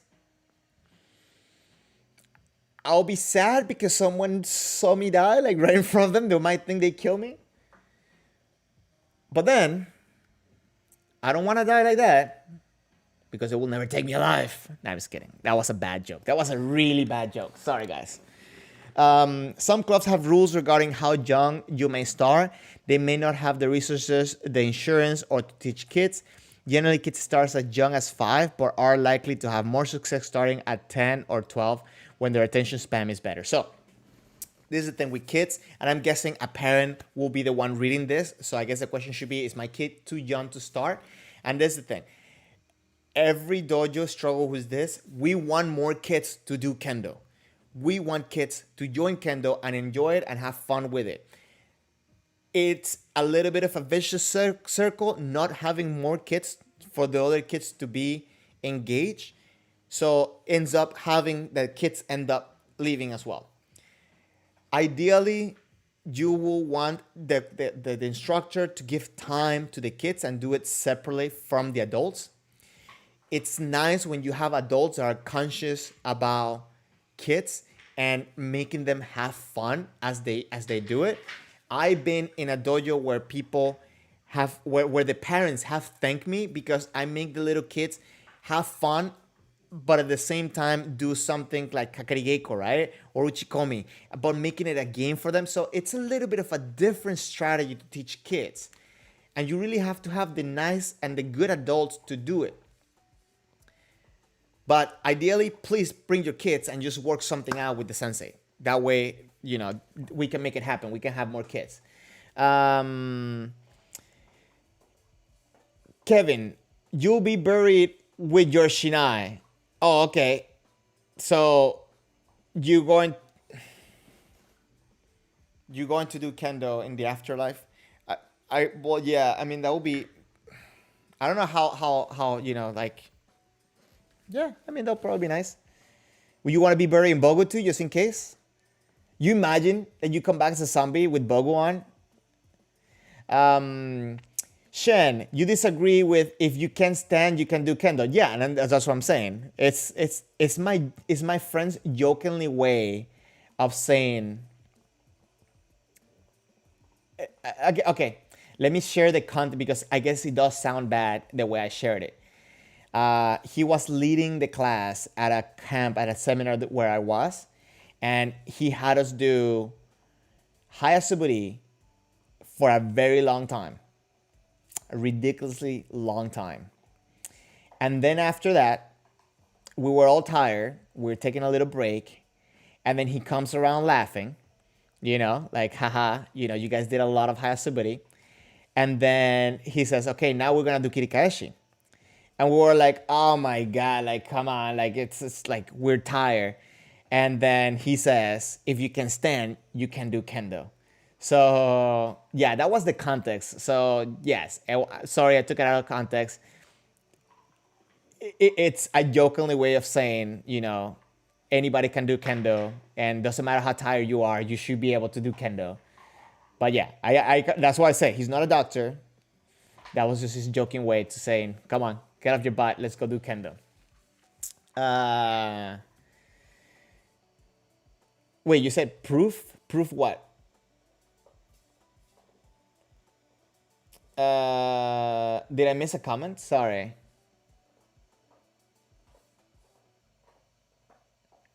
Oh, okay, Shen, I didn't get the joke because you're not a moderator, so you cannot send the link. What you can do, it's send it on the. Yeah, we can check it later. You can send it on the Discord, or maybe Jan can. I don't know if you can see it, but yeah, that's the problem, Shen. You cannot send links directly into the thing because you're not a moderator. Sorry. Okay, we talked about young. I'm nervous about doing the wrong thing. Where can I study up on terms and manners? Actually, we talked about that, right? That's something that you can start doing before going to the dojo. Don't worry about it. The instructors will help you. They don't expect you to know anything off the bat. And I was thinking about this. Let me show you this. I don't know if anybody's seen this book. Wait, hold on. You cannot see it even if you haven't seen it. Kendo Fundamentals, right? There's a bunch of books like this that they devote a lot of information at the beginning on, you know, like things like how to wear your uniform and stuff like this. A lot of Kendo books have that information, and it's definitely a good thing to know, to do. Maybe I should compile a... Actually, maybe Jan already has a list of things that we can you know, share with people. But yeah, I think that's a good idea. But the sensei will definitely help you, and if you join the Discord, we can also help you there too. Join the Discord. How much is the gear? Haha. Okay, Shen, you said that it's in Discord now. And Jan, you were laughing about the comment of Kevin the Viking. Okay, yeah, I missed that because I couldn't see the link, so I'll catch on to it in a second. How much is the gear? Well, the gear, maybe some of the prices are a little bit outdated in here. They're saying that Bogu starts around $400, and yeah, that's somewhat accurate. Again, Ibogu has that sale with that very cheap Bogu and the uniform and stuff like that. The good thing about Bogu is that it might be a little bit expensive for you at the beginning, but as you go forward, you can use the Bogu for a long time if you take good care of your gear. Also, your uniform will last you a long time. And I think the most used and like thing that needs to be changed is going to be the shiai. So that you can find between $20 all the way to, I don't know, like in the hundreds, but you don't need $100 shiai at all. So yeah, it can be a little bit expensive, but you can get around those things by finding sales, buying things together with your friends, and so on. That helps a lot. Guys, give me 1 second. I need to use the restroom real quick. Don't leave. Be right back.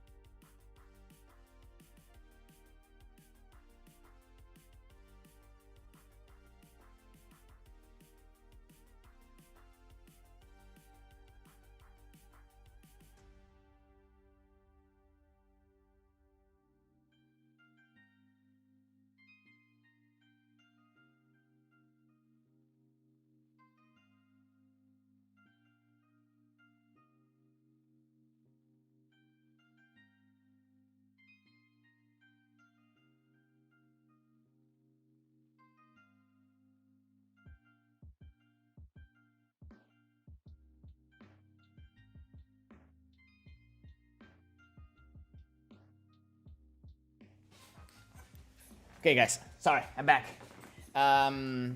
Okay. Let me see. Where can I buy gear? Okay. Hold off buying any gear until you consult with your new club. They will help you select the right sizes and make sure you got good enough quality. They may have gear in stock to sell you, or may have supplies they prefer to have club deals with, or suppliers where you can have club deals with. They often will not want you to buy a uniform right away, and most certainly will advise to wait for some time before buying Bogu. Okay, big point. The reason, in case you're new, the reason why we don't want you to buy gear out of the bat, first, because we don't know how much commitment you're going to have. But second of all, the uniform is very important because a lot of times the hakama is meant, like it's going to interfere with us looking at your footwork.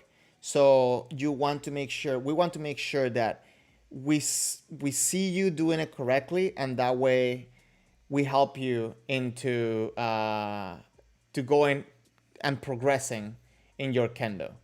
So you want to make sure that, yeah, you consult with your dojo.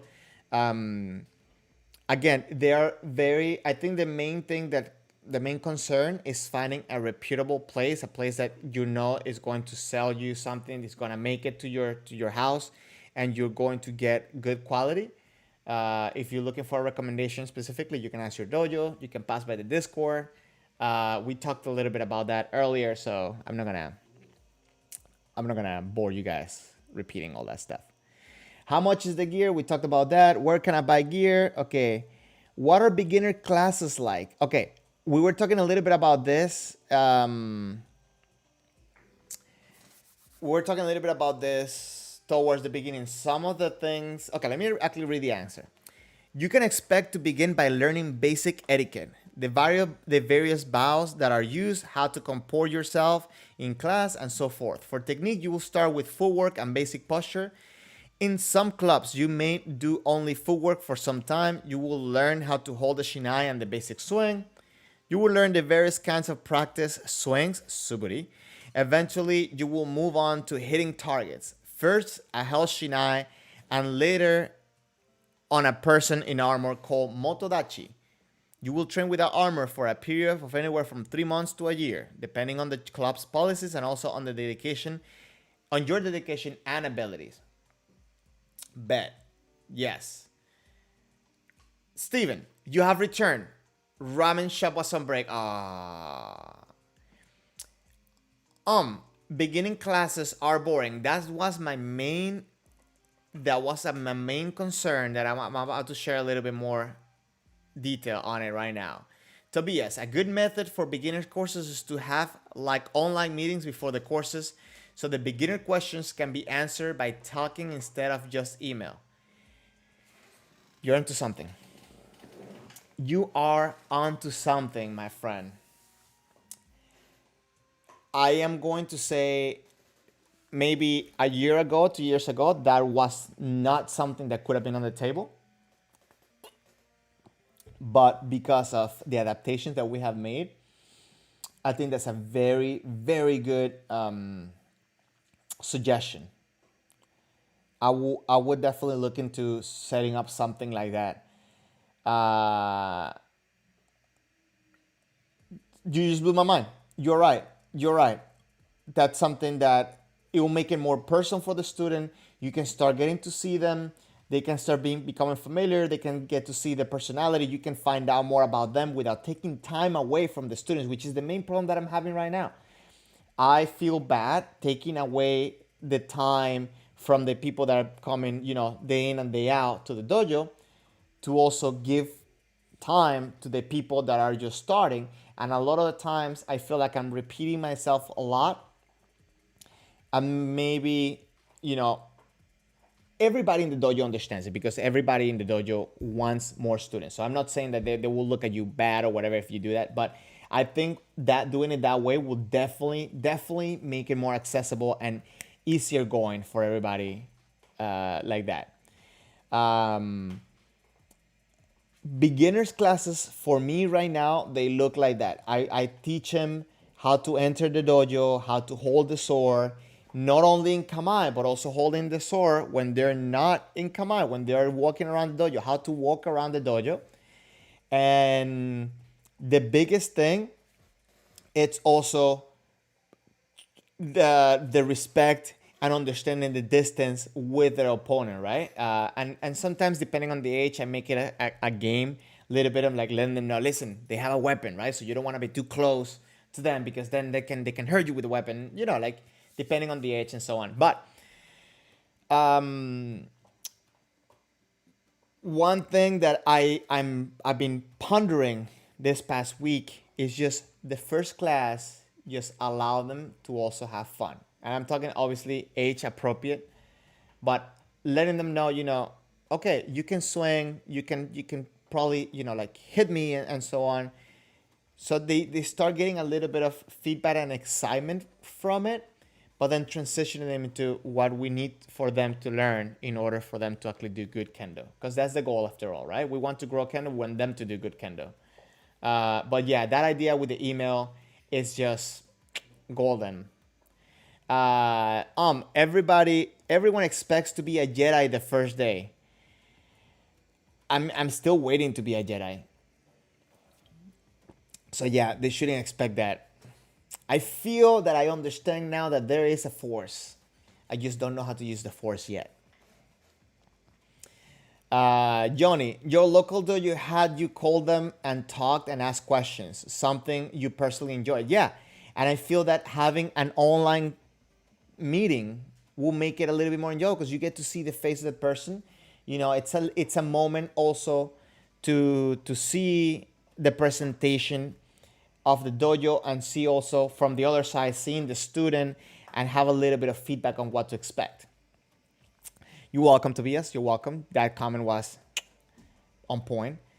Theo, you saying that what Tobias said is exactly what the Brazilian Confederation did when they were starting the beginner class you're in right now. It solved a lot of questions right on the first day. Bet. That's on point. That's awesome. So that was all the frequently asked questions. If anybody has any other ones that coming our way, there was a little comment here. Let me see. I was wondering if we should warn future beginners about sketchy private dojos. You mean that they don't actually exist or do anything against the law, but in general, you think we can safely say that they are not within the federation, they're not on their language network. Okay, so you want to make sure that you have an affiliated dojo, especially if you're looking to grow in kendo, right? If you're looking to kendo, because if you have somebody out there just teaching you how to like wield a sword and look like a samurai, and that's what you're looking for, okay, cool, that's fine. But if you're looking to do kendo, you should find a dojo that's affiliated. You should find people that are affiliated with the International Kendo Federation, one way or another, whether it's through the federation, the regional federation. For example, here in the United States, I live in Miami, we have the Southeast Kendo Federation, which belongs to the All United States Kendo Federation, which belongs to the International Kendo Federation. So yeah, that's ideally what you want to do. Find people that are in one way or another affiliated with the International Kendo Federation.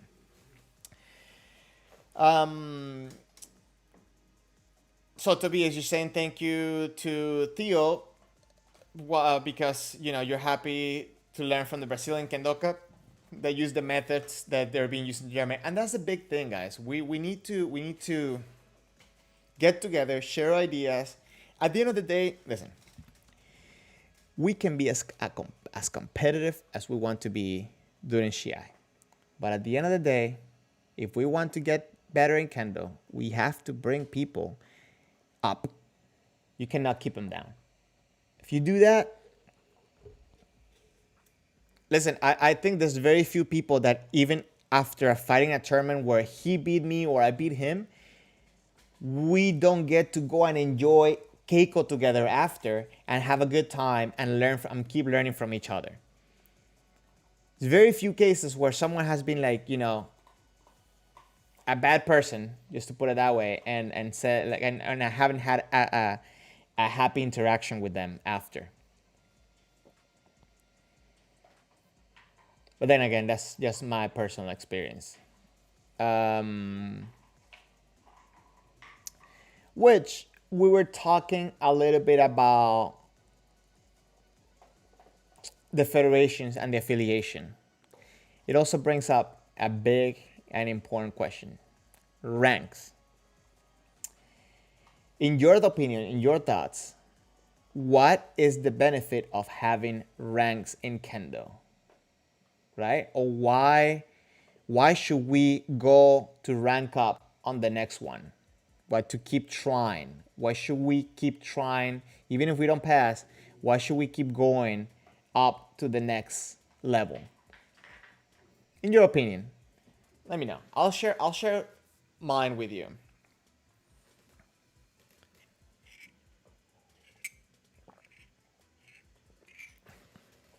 The reason I'm saying this is because actually I've met people. I met people recently. So like, I'm not even gonna keep testing. They're like stuck at Sandan,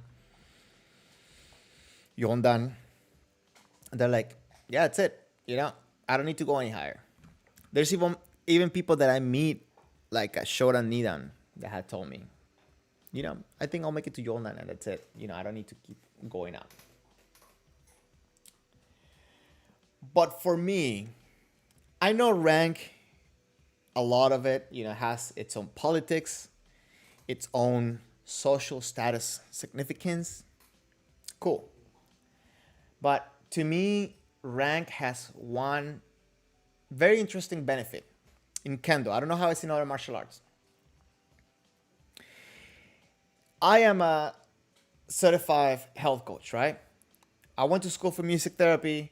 And if you want to be a certified music therapy or certified health coach, if you're a doctor and you want to stay certified, you have to do continuous education, right? You want to, all the certifications are to ensure that the professional keeps evolving and moving forward and studying and staying up to date with things that are going on in methodology and whatever the field is. In Kendo, the only way we can do that, I think, is the testing, right? Because anybody can, you know, I have a Yondan, so I can say, okay, I have my dojo, I'm going to be sensei, and, you know, I stay in my little, what's it called, fish tank. And that's it, you know, like I can make a big grow and I can get like a bunch of people, just make a dojo and just, you know, like make my own thing if I want to. But I think what's going to ensure that I keep bringing value over and over into the future is to keep challenging myself to go to the next level. And I think the best tool that we have for that right now is the testing. What do you guys think? Jan, grace can help you developing, setting targets, and challenging yourself. Yeah. That's how we stay engaged. We don't get, you know, stagnate. We don't quit Kendo, right? We keep growing and evolving and challenging yourself to be better. So that way we actually keep going forward for a Kendo. Tobias, first, you think that grading system is a relatively new system. The development of judo and the kyu and dan system is relatively new. You are correct. Obviously, when it was like kenjutsu and, you know, like it's been a process to develop ranking. So you're saying, therefore, it is a new system. It might be a method to measure progress and the level of technique. So yeah, I mean, it's totally a system. You know, and granted, I know money has to be involved one way or another. A lot of things, you know, like politics and stuff can affect. I don't say that they do affect all the time, but they can affect, you know, ranking and so on. But I think it's also a very beneficial tool. Just like shiai. Shiai doesn't have to be the reason. Shiai shouldn't be the reason why we do Kendo, right? But it's a big part of Kendo. I think testing, it's also a part of Kendo, and it should help us, motivate us to stay growing. Jan, what you're saying is, what I meant is quality management. Yeah, I mean, it's a way to standardize the system, right? To standardize the education being provided. So it's the only way, I guess, also for senseis to start seeing what direction Kendo is going, right? Besides obviously seeing competitions. Something to measure continuous improvement. That's my main point with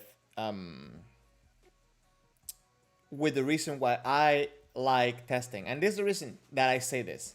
I was having a conversation with a friend of mine recently, and we were talking about somebody else, right? And the comment came up that, you know, this person said that that's it, they're done testing, you know. They don't feel like they need to keep testing. And we kind of came into the mutual agreement that it's kind of like, I understand, like you may not have the finances to go do the test. Um, but I think that if we get into the point where we are not putting ourselves into the point where we want to keep growing, then we're just going to stay flat. We're not gonna keep going up. Um, Tobias, you're saying you totally agree that politics can be influential. In the end, a sensei from Germany, likes to say, in front of the sword, we are all equal. Yeah, I mean, and that's actually, I have a sensei that he says, like, with a sword, everybody has a chance of getting ippon, right? So I think that kind of goes with what you said. That's pretty cool. Shen, you said that your motivation is men kiryotoshi men. Aim high and forever be motivated. Because it's a very difficult goal and has nothing to do with ranking in Kendo. So Shen, do you feel that you need to test? Or just doing that one technique is your whole motivation to work in your Kendo? Because, for example, you could work on that technique alone and not necessarily develop any other aspect of your Kendo and still feel successful for yourself, right? Because you can do that technique very well. Like what Bruce Lee says, right? I fear the man. I don't fear the man that practices 10,000 kicks one time, but the one that practices one kick 10,000 times. So, I mean, that could be a nice approach. Just asking, just curious.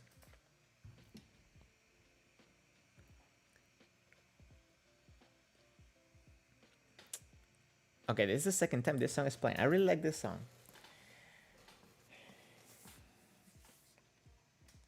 So you don't seek out Shinsa.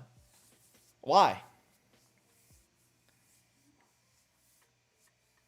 There's also the sandbaggers, right? The people that want to stay in one rank so they can keep going to a tournament and getting a medal. And they just, they wouldn't move, which I met actually someone like that. I think he stayed for like 3 years in the Shodan division past his overdue time to go for Niran and Sandan. So I think that in a sense, that's also kind of going a little bit against the spirit of Kendo, right? Because if you go to a tournament where we're trying to standardize the level, we're trying to standardize it, to motivate them, to measure themselves with their equals, right? But then you're throwing a curveball, which, I mean, that's okay, I guess. Like, you'll give a higher goal to the people participating, or it might discourage people. But anyways, I think there are not that many of those people, fortunately, so that's good. But I think testing, it's important. I think it's a part of Kendo that we should seek out one way or another. If not for what the ranking means or anything, is for you to train yourself to do better. So yeah. And I know we were talking a lot about beginners, and I guess I should have said this. We should have talked about this earlier. And this is not a topic that I'm going to talk about. I just wanted to mention it. What's that anime? I started watching this anime because one of the new students. Okay, let me step back. I started watching Demon Blade. What's the name of, like, the Japanese name? The Kimetsu no Yaiba, I think it is. And I started watching it because one of the beginners told me that he started Kendo because he was watching that anime. And I was like, okay, I need to be on the loop. What's going on with this? And I saw the pictures about it and all the stuff. And I didn't think I was going to enjoy it because, like, the poster the poster or like the picture that I saw, it was, like this kids with swords and stuff like that. So I don't know, it wasn't like my style, but it kind of, I started watching it obviously because of the beginner. Yeah, Demon Slayer, Steven. And Jan, I'll catch up with your comment in a second. Um, I went to watch it and I didn't think I would like it because like it had like all the pictures of the kids and stuff like that. I was like, maybe it's like a kiddie anime, and I wasn't it. But then I started watching it, and I'm gonna say I like it. And within the context of the story, I enjoy, the fact, like they have the kids going through it, because it kind of reminds me a little bit of like the beginning of like a Disney movie where like the main protagonist loses parents and then he gets to grow into the character. And it kind of reminds me of one of the reasons why I think everybody should give a shot to anime, or at least to like animation shows and movies. I remember having a discussion with a friend of mine back when I was in Venezuela, when I was little, like that one thing that I enjoyed with the anime is that there were many stories that could be told, many interesting stories that could be told through animation that couldn't be told in a movie because it would be too expensive, right? So it was kind of like an accessible way for somebody to express their story. And I don't know, for some reason that always called to me. And that's one of the reasons why I say everybody should at least give a shot, because not every anime is for everybody. I know that. But there's some pretty cool stories out there being told with anime that then later on they become movies. I saw I didn't see the movie. I think it was called Black Swan. That it was based out of the anime Perfect Blue, and that was one of my favorite animes that I have watched so far.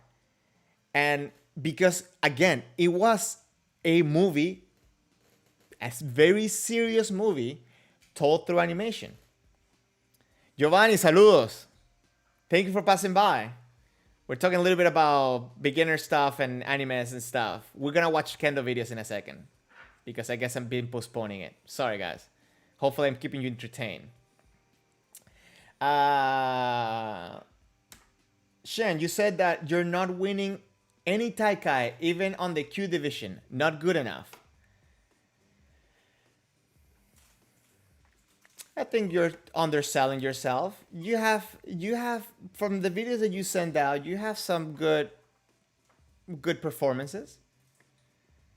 Maybe it's your mentality that you need to be looking at in order to motivate yourself to be concentrated, focus on the match, not think that you're not good enough. You lost the fight if you think that already. You gotta change that. Jan, you said besides FAQs, frequently asked questions, what are your favorite fun facts about Kendo? Actually, that's a great topic to make a video about. Let me just write that down. Let me just take that idea from Jan real quick. Fun facts about Kendo. Fun facts about Kendo. Alright, so what are some of my fun facts about Kendo?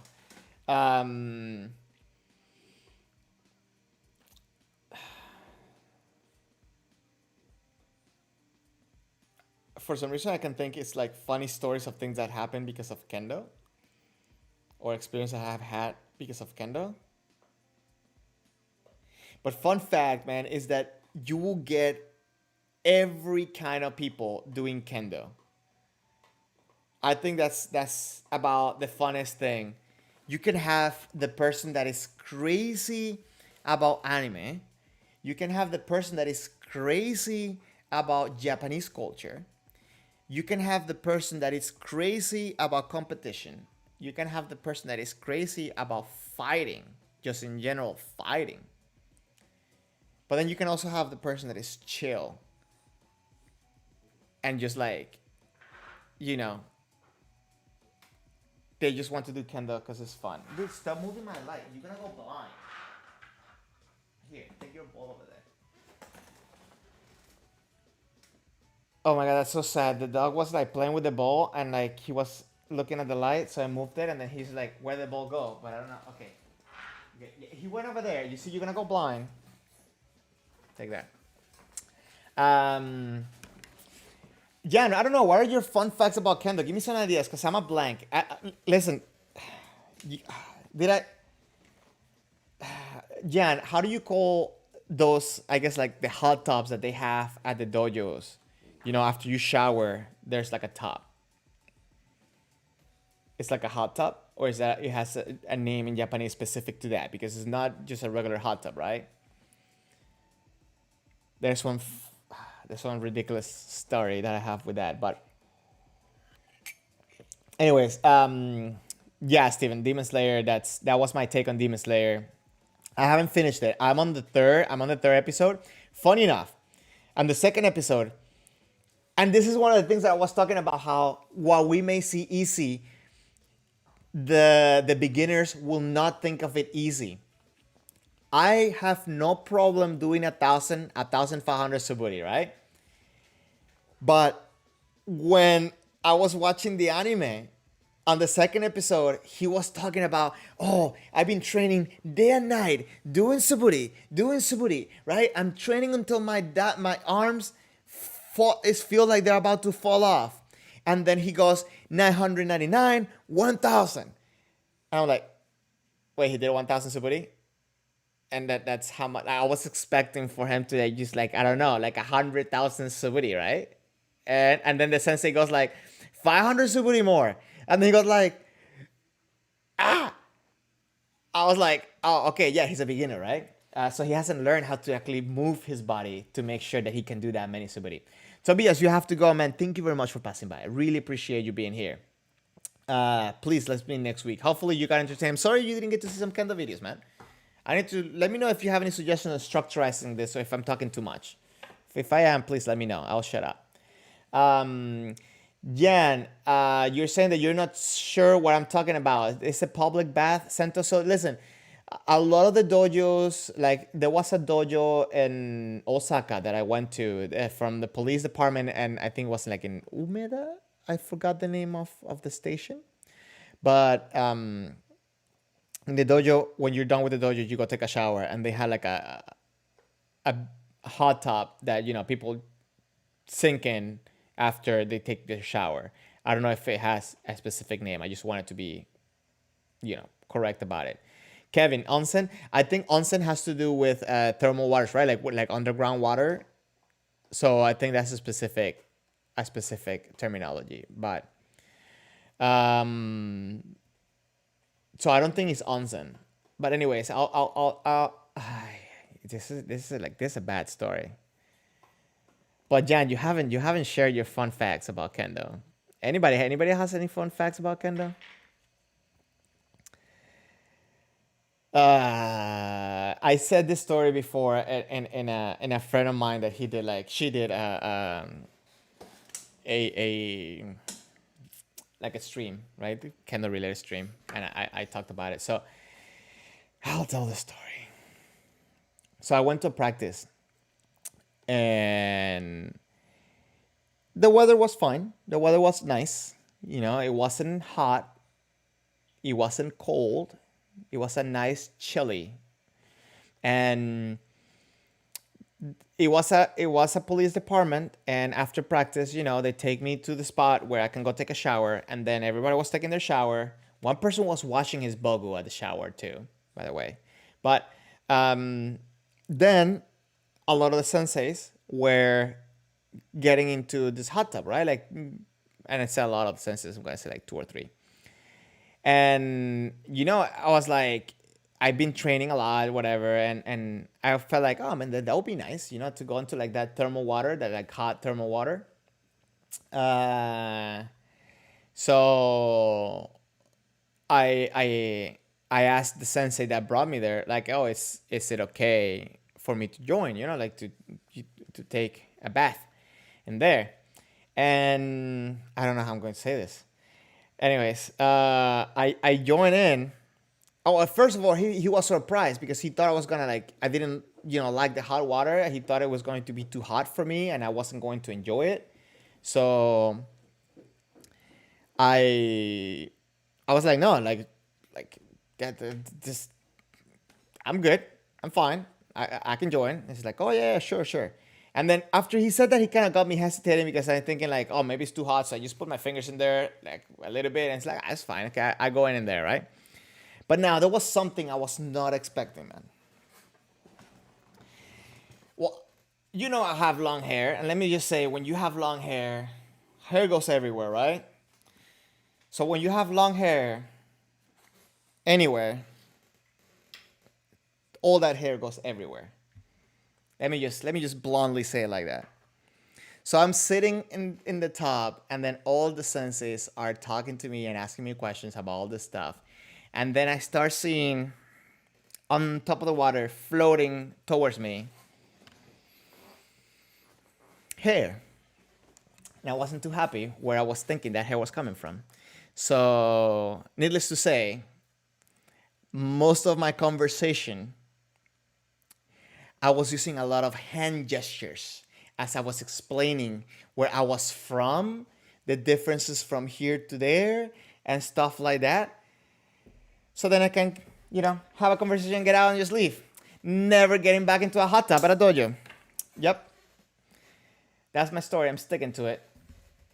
So that was not a fun fact. It was just an embarrassing story, I guess, Jan. But that's my story. You haven't been in a club where they have showers, and actually, like 90% of the dojos where I was in there had a shower. Like Osaka Castle, Shurakan has one, right? Kobe University had one.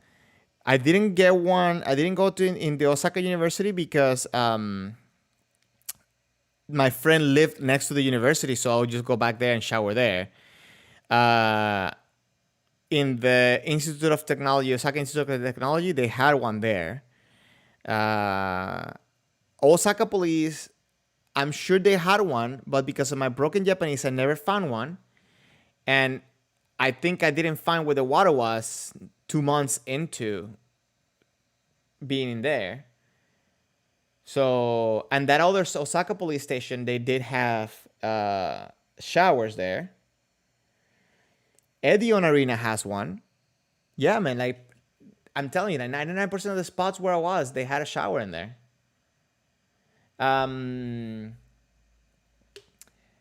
Jan, you're saying, fuck fact number one, Japan Kendo is the most practiced martial art. Okay, in Japan Kendo is the most practiced martial art. True. Kind of makes you wonder, why is it not in the rest of the world? Kendo is fun. There's no reason why I shouldn't have 1 million subscribers, right? Because we should have everybody doing Kendo. That's it. Kevin, fun fact. The first few Kendo duels were done on a sumo ring. Oh, that actually makes sense. Because if we saw a video a few weeks back where the stage for the All Japan was on an elevated stage that resembled a lot of like a sumo stage.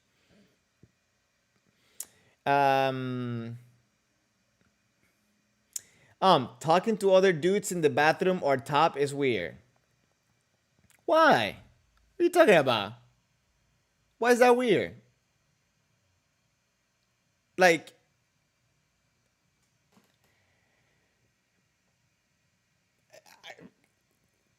I'm sorry, I failed to see why that's weird. Like, especially, I think like even when you go to like onsen and stuff like that, right? Like you're there and then you talk to people as you're there.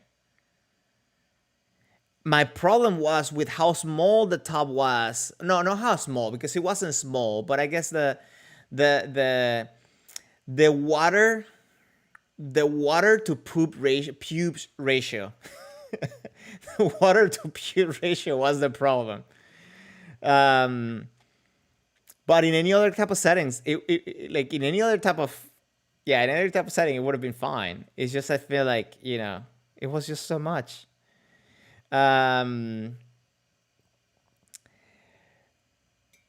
So Johnny boy, you didn't learn about Kendo until a mentor of yours talked about him running a dojo many years ago.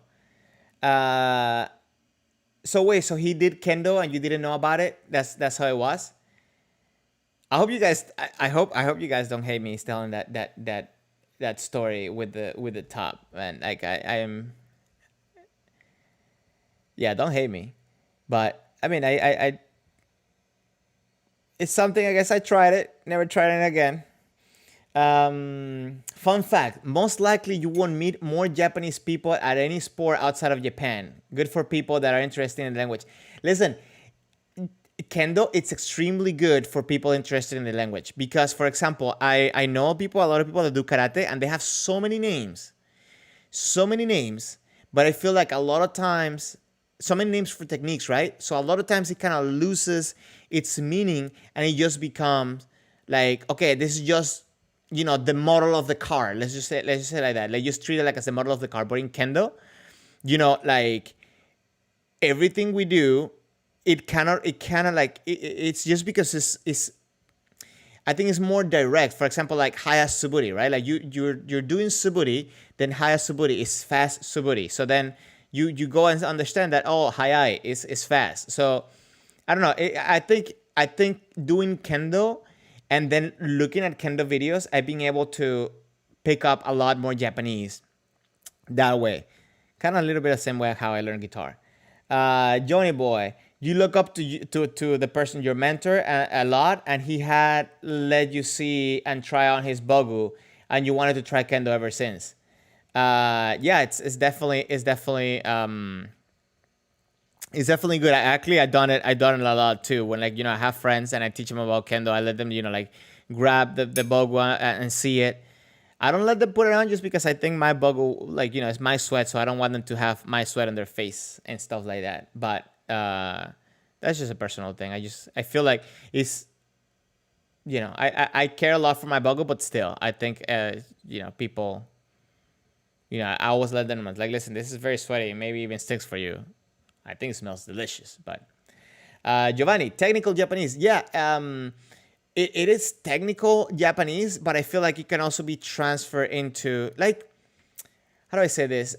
I felt that, when I was in Japan, I learned more Japanese doing kendo than spending time with my friends outside of the dojo. And I feel it's because, I don't know, like, I feel like the senseis will break things down for me, but it was just the experience that I had. Maybe just the senses were good like that. Kendo, Jan, fun fact: we don't have competing associations in Kendo. Grade are recognized if you have to move. Oh yeah. Actually, that's pretty cool. That there's only one federation, and you can take your grade with you, and you can Kendo is Kendo. Aisha, hola. How are you doing? Man, I'm so sad that the quarantine in your spot is so long. You need to let me know when they're allowing people that's without that such long quarantine. Cause yeah, I want to take a trip. I want to start traveling again. Cause I'm cabin fever of Miami, I guess. Fun fact about Kendo, Jen. Wherever you go, you will have a friend to go out for a drink if you do kendo, as long as there's a dojo there. But yeah, that's that's I think one of the fun facts about kendo. Wherever you go, you're always gonna find someone that's going to be welcoming, take you out for a meal or out for a drink.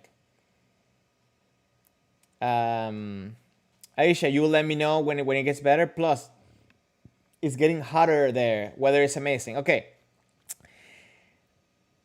I always think that Miami's the worst when it comes to how hot it gets, because it's not only that it gets hot, it gets super humid here. So I think that's why I always have such a good time going anywhere, because a lot of times people tell me, "Oh, it's gonna be so hot here." When I get there, it's cooler than Miami. So I'm like, okay, I'm fine. I'm good. I like it. So I like traveling. I think like I lived in one of the worst weather places, because here it's either hot and humid or it rains like crazy and then it's hot and humid. Worse. So wherever I go, I'm always happy to have whatever weather I get. Because even if I go to a hotter place that is drier, it's considerably better than here. I get it. Miami's fun too. Fun fact for beginners: belts have no meaning. You can't see the grade on someone's uniform. Yeah, yeah, actually, that's a big one. We don't use belts on Kendo. And to be honest, at some point, that kind of makes it for me not enjoy belts altogether. Um, I like I like the experience of people, you know, of giving, allowing the people to, read me or assess me based on the experience they have with me over their belt. Of course, sometimes they ask you, "Oh, what rank you're in?" So sit here, whatever, blah, blah, blah, expectation. But a lot of times people don't know what rank you are, so they give you their truest kendo the first time they go with you, and then they find out, "Oh, you're high rank. Oh, you're lower rank. Okay, cool. Oh, you fight like this. Oh, that's fine. That's nice." Fun experience that I had in Japan. My last day, the first time I went there, no, the second time I went there. My last day, I went to train at was the name of the university? This, I guess, Tokyo University. Yeah, like the main campus is like right in the middle of Tokyo. I went train there, and I remember it was just a Keiko thing, so I had to come in already with my bogo. There was no bowing in, and I lined up with I lined up to go Keiko with a sensei, and the sensei saw that I was a guest, obviously, because my second and whatever. So he put me on the line on the other side, right, to be kind of like for people to line up for me, which I was like, oh wow, and then nobody was lining up, right? So I was like, okay, this is awkward, right? And then that sensei stopped one dude and told him to come Keiko with me. Now, at this point, I was like, okay, so these guys don't want to fight me just because they don't think that I can, like that I'm gonna be a joke or something. I don't know. That's what I was going through my mind that moment. So I was like, I'm gonna tear a new one to this guy, and I went all out with that guy. Needless to say, like 5 people started lining up right after I finished with that guy. Like after that, I chilled a little bit in the sense of like, I wasn't like, you know, being like blunt with everybody else, but I was like, okay, I feel like these guys don't think I can hang with them, so like let me show them I can, and that's one of the experience that like I didn't really enjoy either, like that moment and stuff like that, but uh it's one of the things that also it goes to show how people may not see you for who you are, like for what your rank is, so they kind of come with a different mentality. I don't know, it's just like a little bit, it was a fun experience because everybody that came at me after that, they came to take my head off. They came they came to fight, and I like that. I was excited. But just the fact that like at the beginning they weren't even like trying to give me a chance to keiko with them. Somebody had to come and tell them. I thought, like it wasn't pleasant. Let's just say like that. But I was like, no, no, no, no. You guys, you gotta share. I can hang with you. Like I got no problem hanging with you.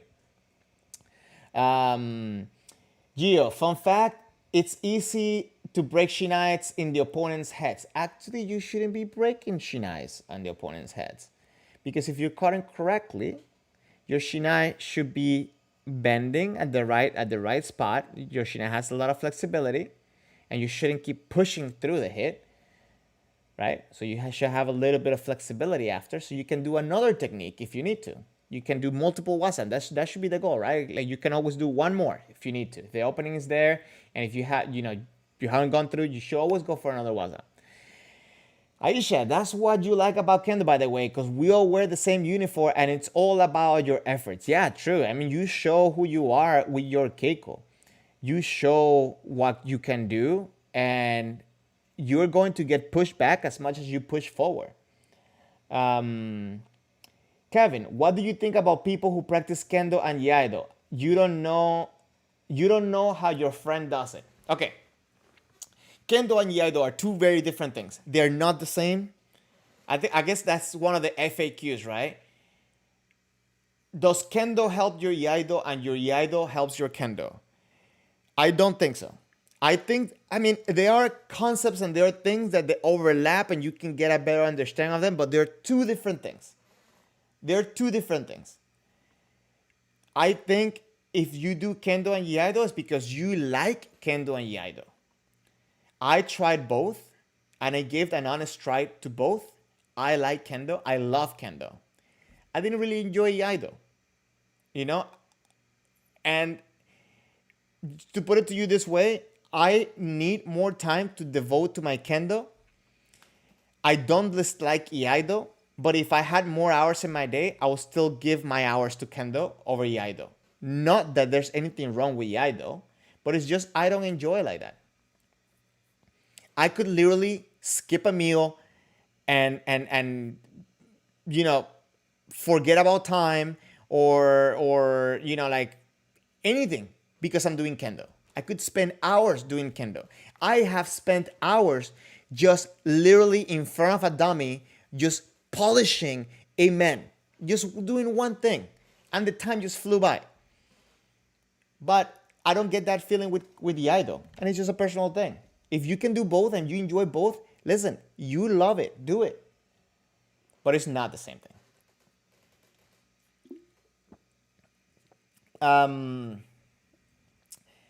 Kendo helps. I like your comment, Kevin. Kendo helps with Kendo. Bet. Yes, that's what it is. Kendo helps with Kendo. You want to do better Kendo? There's this other thing you can do to make better Kendo. It's called Kendo.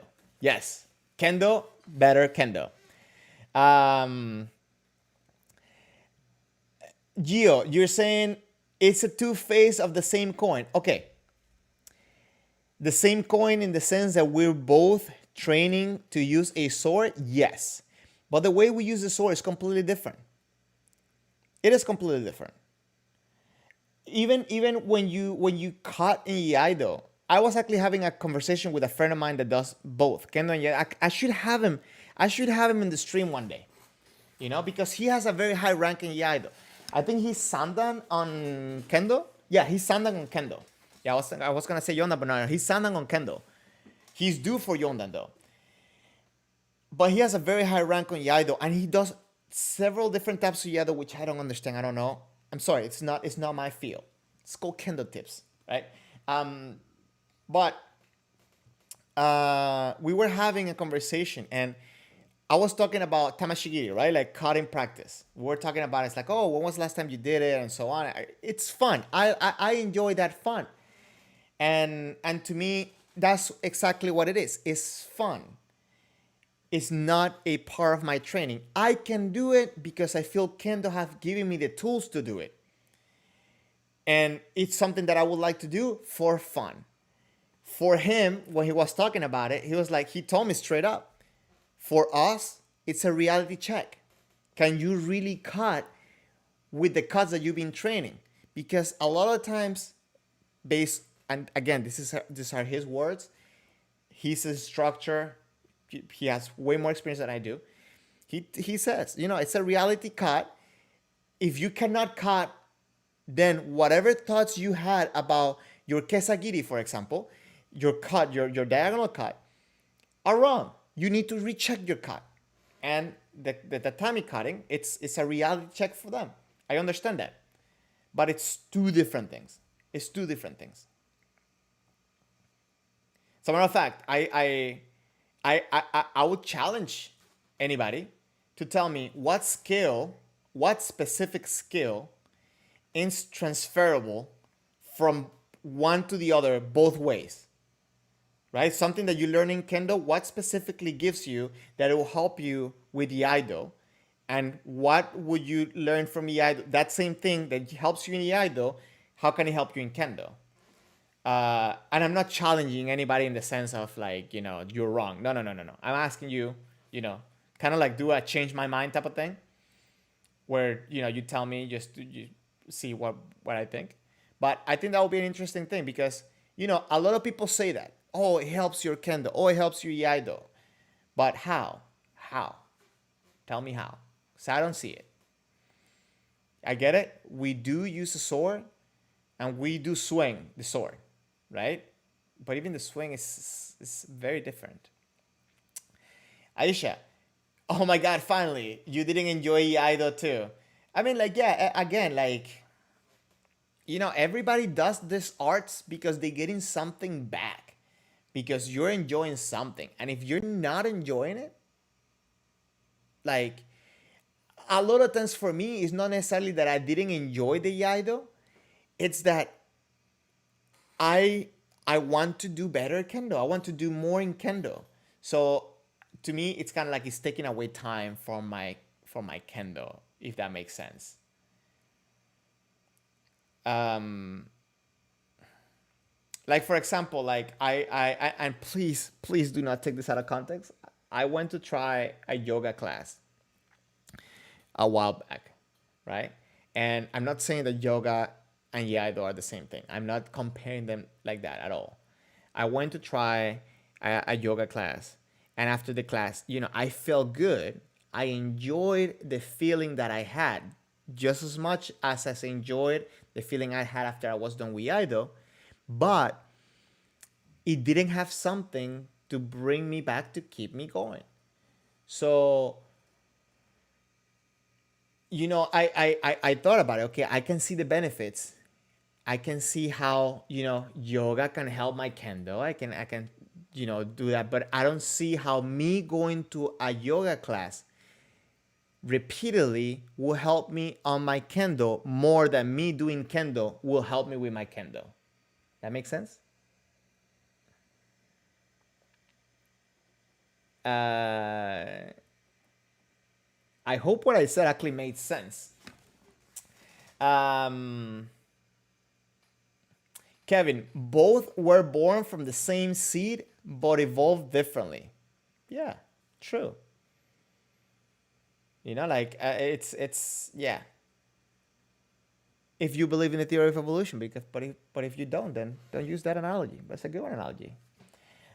Giovanni, Gio, maybe Iaido and Kendo is like Tai Chi and Karate. I don't know. I don't. I actually never practice either. I practice Kung Fu and Taekwondo and Aikido, but yeah, I wouldn't be able to make that connection. But it's one of the things. It's like it's two different things. It's two different things.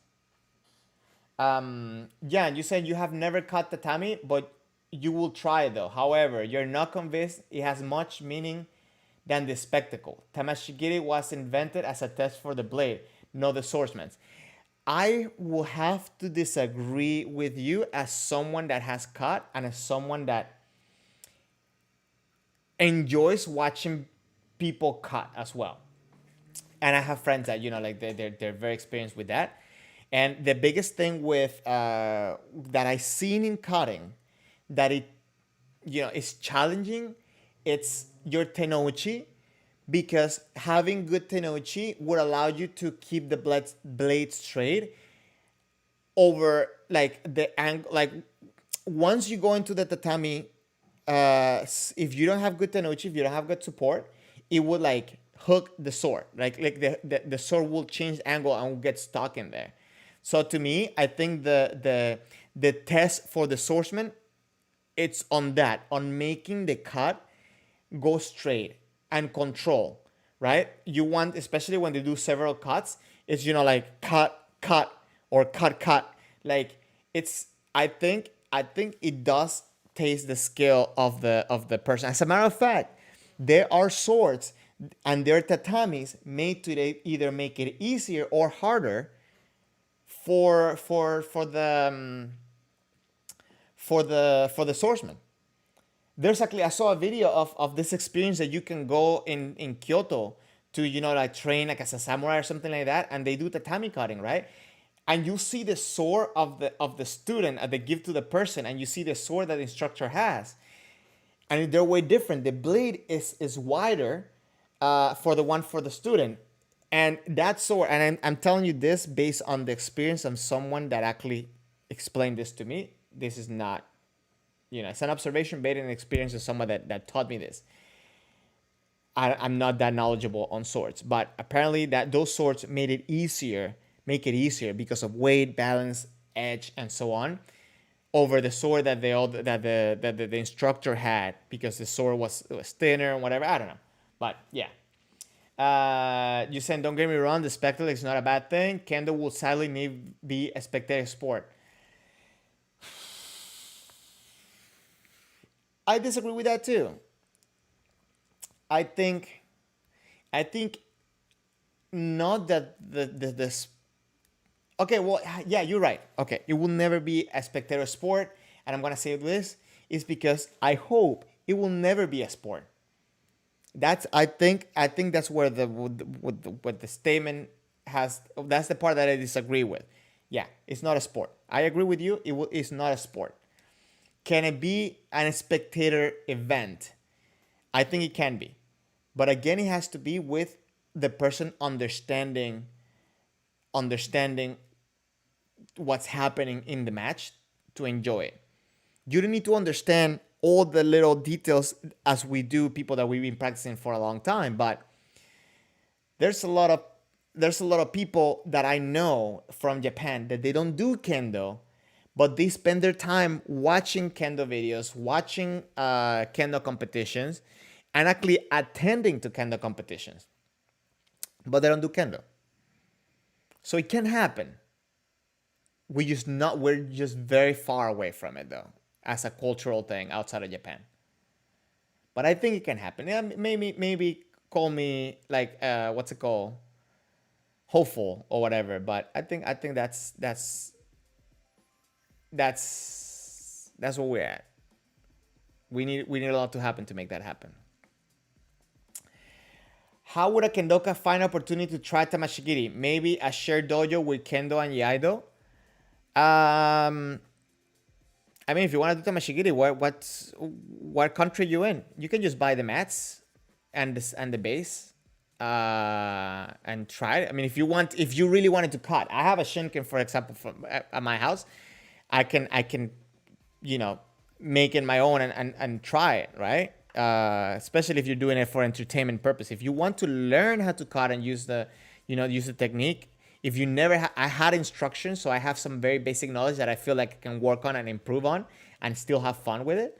But I will understand that it's just that, right? I wouldn't expect to go and like one day start my dojo and or teach other people how to cut. I wouldn't feel comfortable telling you how to cut. But it's something that you can definitely try. I was talking to my friend talking about that, and he was, like, you can probably find a blade for like $200, and the mats, I think they're like $5 each. What you do have to be knowledgeable and careful with is the maintenance of the sword after the session, because the mats, after, like when you wet them, and like it's very acidic, the thing ends up being very acidic. So you have to take care of the sword. You have to make sure you take care of it, which I don't know. That's also what's preventing me from doing it. Gio, you gotta go to sleep, man. Thank you very much for passing by. I really appreciate you here. Hit the like button though. Hit the like button. Thank you. I'm kidding, but I'm not. Take care, man. Hopefully this week I can do a stream during the week that's going to be a little bit off topic. Hopefully people will enjoy it. I hope.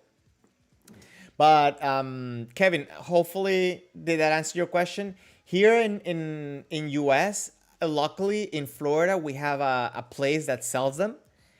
That like I can have them order, or I can even go because it's not really that far from. I mean, it's kind of far, but it's not that far from me, so it is possible for me. You saying that you don't think you will buy a sword anytime soon, and it's fine. I mean, you can probably find someone that has one. And you can, trying to convince him to say, like, hey, let's do some cutting. If he has one, maybe he has already done it and they know how to do it. Jan, you're saying I might be right about the showers or the tamashigiri, but you have never met someone following Kendo Shiai without being a practitioner. I mean, listen, I am not saying, again, I'm being a hopeful fool. Let's just call me that. I'm being hopeful that one day outside of Japan, it can be a spectator sport. But I personally, in Japan, of course, I have met people that they don't do kendo, that they do attend competitions to watch them, and they also follow kendo. And I can have a conversation about, you know, like Nishimura or Kunitomo or Katsumi, and we have conversation about those aspects of kendo that are different that I would have with you. For example, with you, I can talk about, you know, okay, how you specifically go for men and stuff like that. But they enjoy it. That's why I have the little ray of hope. Maybe I'm wrong. That's what I'm saying. I'm hoping that it could happen, and that's why I'm disagreeing with you that it cannot be an spectators event. But but I am fully aware that we're very, very far from that happening outside of Japan. Very far. I'm just hoping that one day it happens. That's it. Okay, guys and ladies. Sorry. Can you guys hear me? Okay, so I don't. Okay, yeah, I see my thing. I think it's time, guys. I think it's time that we actually watch some Kendo videos as promised. We talked a lot about different things. Very interesting stuff, though. I think I'm gonna be able to make a couple of sections. The editing is going to be horrible though because we talked a lot and I digressed a lot. But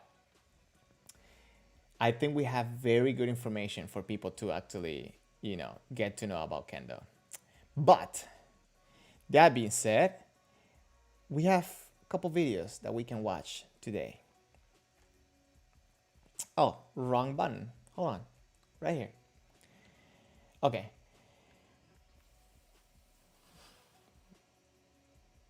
Maybe I should have just opened this up before.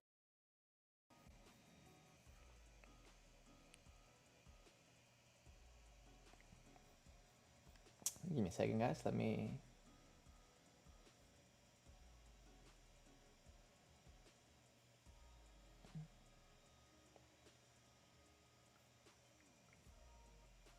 Okay. You see this? Yes. Okay, this is super loud for me. Sorry, let me just turn it down a little bit. Okay. So, if you didn't see it, Let's Kendo posted a live tournament this past week. It was, I think, the male side of the tournament that was held the week before because it's the same region and also college. So that's what I'm saying. It's the Kanto region tournament. Now, this is the quarterfinals. No, the quarterfinals, the semifinals.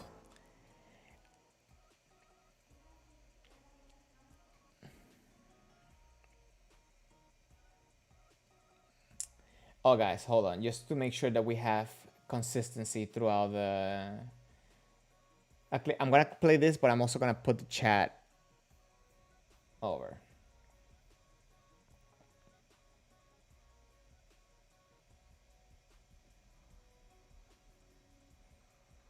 Oh, guys, what is your pre-fight routine?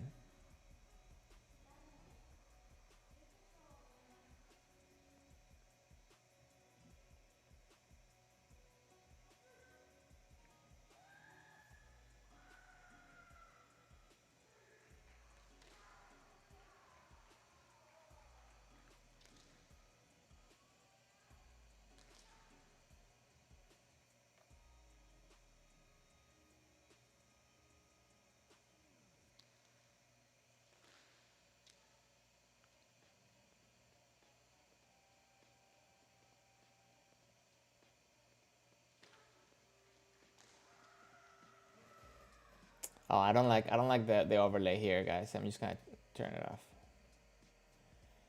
Okay, so we had a Hansoku of the back.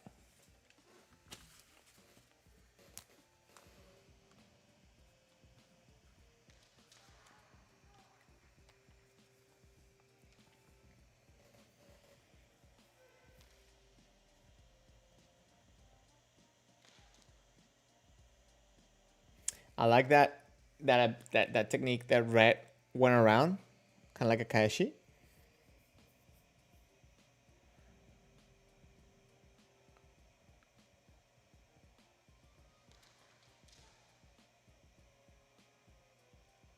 I like that red is not backing off as white is coming in, right? Like he's keeping that pressure forward, making him like hesitate.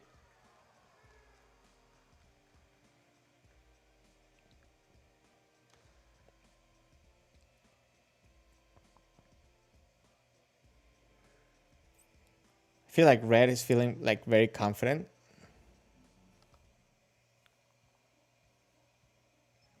Oh, sorry.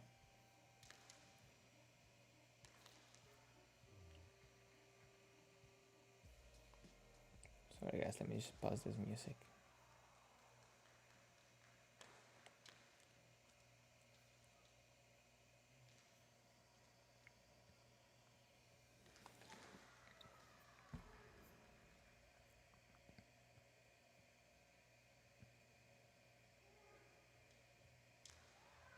Ooh, that Nidan was. Ooh, the guy almost stepped out of the line.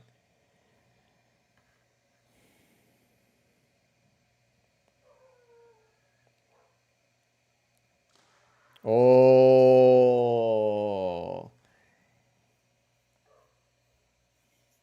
Ah, okay. We'll watch that replay in a second.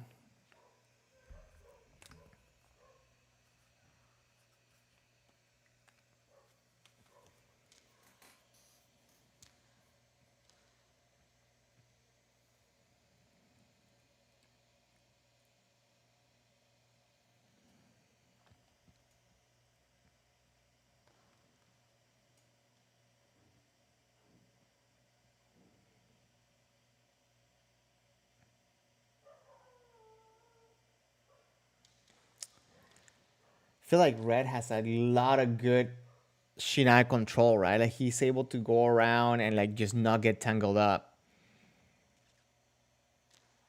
Oof.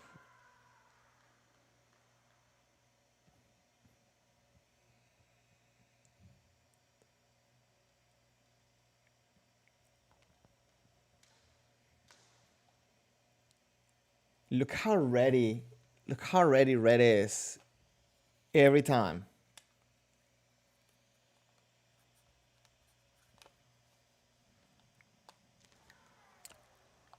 Oh, wow. Okay. Oh, wait. Okay. Listen, that kote was very tricky. It's not easy to pick that kote up, especially on that angle, right? So let's just watch that real quick.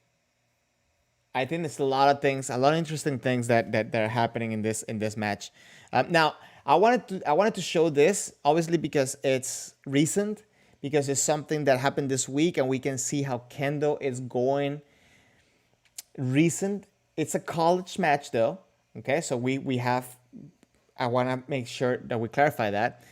I do want to point out, guys, if you notice, they're doing more and more competitions. They're doing competition with masks. So I am going to make a little advice, I guess. And it's like everybody, I know we're looking forward to not practicing with masks, but I think one way or another we should also pushing ourselves to learn to practice with masks, because there's a possibility that we may end up having to compete with masks in the near future if you want to compete or maybe even test. So that's one of the things that I think that we should have the ability to do one way or another. But anyways, that's just personal opinion. I just want you to be ready and you feel it with confidence when you go to a tournament getting off. Now, I want to say this. I noticed something here when he pushed the guy out. Notice how he pushed him out. There's a lot of times where like there's a little bit of debate. Oh, okay, you shouldn't push the person out because you're gonna get hansoku and whatever. I think that this is completely natural. I think White was completely off-footed, and he got out, he should definitely get a hansoku for that. Because Red was just aggressive, and he came through. He pulled through with that footwork, and then got him out. Now, one thing that I noticed the Shimpan did is the Shimpan touched his bugle, which I am under the understanding that Shimpan shouldn't do. I'm not sure. Maybe I'm wrong. Correct me if I'm wrong. What I want to say is that normally what I see is that the Shimpan lets the person know and tell them like, hey, listen, you have this, fix it up and move and whatever. But normally I don't see Shimpan touching the bogu or the shinai for that matter. I see it sometimes, but not that many times. Throughout the match, I feel that Red had a lot of control, and he had a lot of techniques that showed how driven he was towards his opponent, towards the center. You see here, he kind of covers, and he does a little bit of like a kaeshi waza type of thing, but immediately brings it back to the center. You see, he's keeping the sword towards the opponent instead of getting the tip out. I think that's crucial, very important. And then here at this point, he sees that the kote was open. He tries to kind of like mess up with the technique, and then immediately return it. Instead of staying there with the shinai towards him, he returns it immediately. Okay, that was the first spot I wanted to take note for. Obviously, I wanted to show the ippon. Hold on, I think the ippon was like around here.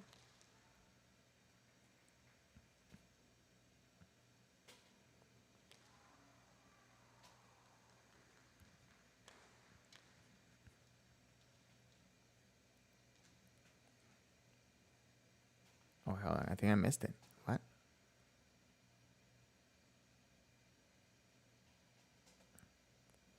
Sorry, guys. Let me find the ippon for you.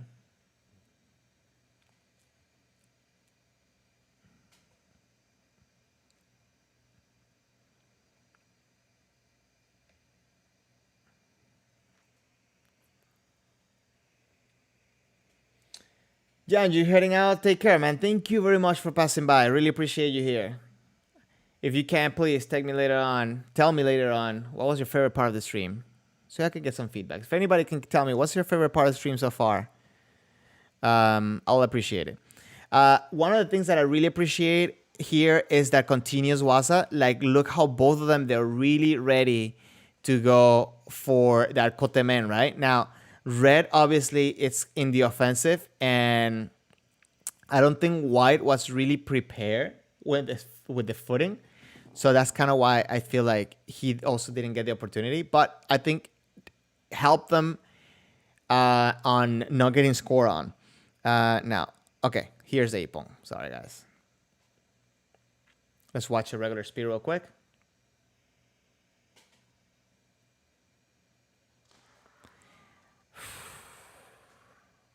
Okay. In here, I feel that he's giving the pressure forward. He is, again, I like to say that we're anchored with the left leg pushing forward towards the opponent. And then, he is looking for an opening. He has the shinai already above the guy's head, so he doesn't need to really upswing. He pushes with the left and pulls with the left to bring the swing up and down. And right there, he's able to get a clear opening. I think he's able to do this so swiftly because his left leg was already engaged to come forward. That's, I think, the main reason why this ippon was so successful. And of course, we have the last ippon.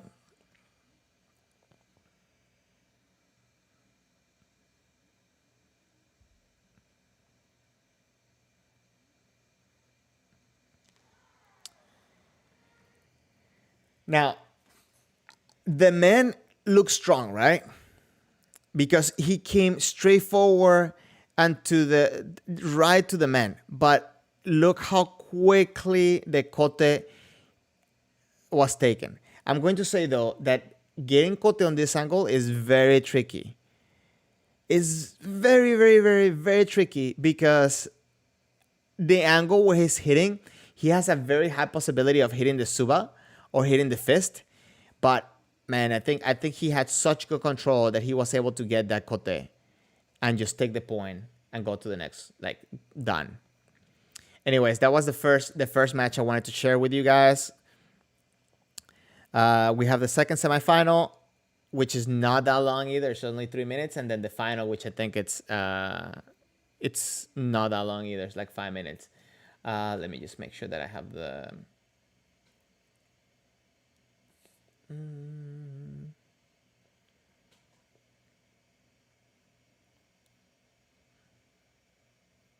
Okay.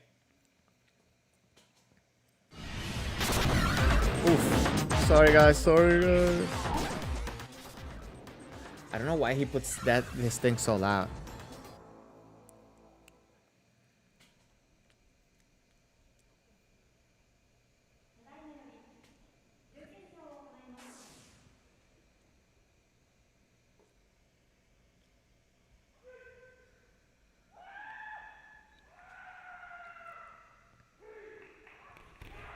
Oh, that's a very confident move to come in from the get-go onto a man like that.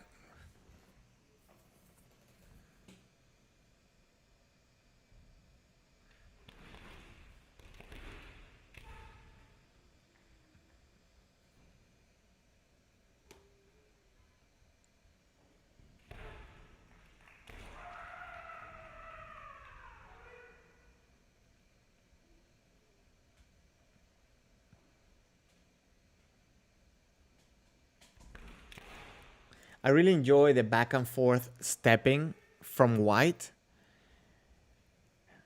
I feel that Red has a lot more explosivity and more confidence on his footwork, but White also has a very, very interesting way of having a kamae, like very stable. I think he steps a little bit long, so I feel like Red can catch him with his explosivity.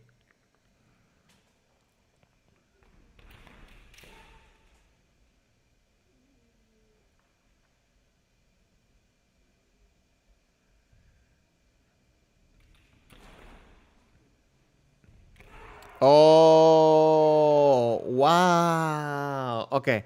We'll watch it at the end. Wow.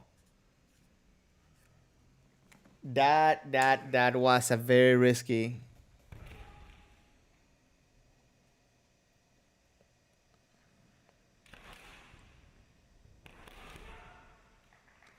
Definitely White was surprised that he got score on. We'll watch that exchange in a second as well.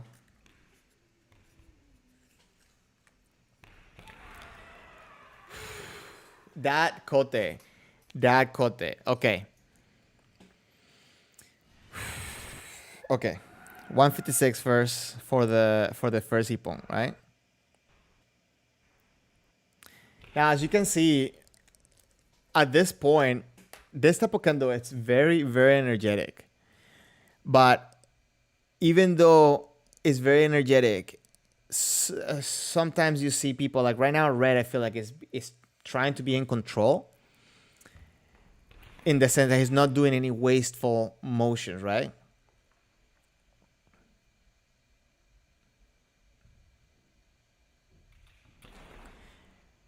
And at the same time, White is being very, very cautious as he does the footwork. So again, I feel that White was doing very wide steps at some points, but his kamae was very stable, and that's what allowed him to do this type of technique where he hits the man as he's coming in, as his opponent's coming in, right? And able to get him like so compact because he's in balance. If you don't have your stability right, if you're not being supported from the ground up, then your upper body is not going to be able to manage the distance and manage the strength to hit the opponent. So that's why I say that footwork, that's what I think, that footwork, it's so important, and it's so interesting to see the effectiveness of good footwork. Because even though that he was taking long steps, whenever he was in kamae, he was very solid. That's the impression that he gave me when I was watching him. So every time that you move forward or backwards, you always come back to kamae and have stability. I guess that's all I'm trying to say. So in here, he goes in for a kote, right? Let me see. What was it? Like, look how quick. Okay, so this is a very interesting technique. I really like doing this technique. This is one of my favorite techniques to execute.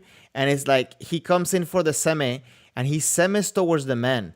I sometimes like to add on a little bit to that and try to take control over the shiai from my opponent from above, right? Like maybe like at this point. So try to come in with a little bit of pressure above the shiai and then seme for the men. And as the person kind of like either in this case, he does kind of like a defensive attack because he's kind of like going back to the side, but then with the intention to go forward. But White was already in motion to get that kote, and he clearly get that kote before he has the opportunity to do anything else. I think this is a great technique. I really like doing this technique, so I also like to watch it. Okay, guys, this is the finals of the tournament from the Kanto region from this week. Again, the main reason why I wanted to share this today, I know we had a long stream, we talked a lot about different things, but I wanted to make sure we stay a little bit relevant, we stay relevant, and we do the things, we watch the things of what's happening now. And again, big thing, masks. Oh my god, this thing's so loud. Sorry guys, I always keep forgetting.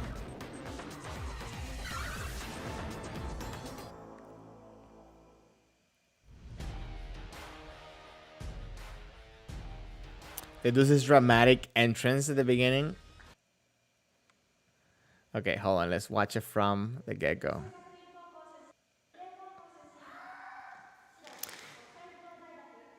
Very, very good way to come in from red, from that kote man, right? It's a way to come in and make sure that, you're a little bit safer as you're coming in. Very sharp Tenouchi. Very sharp strikes.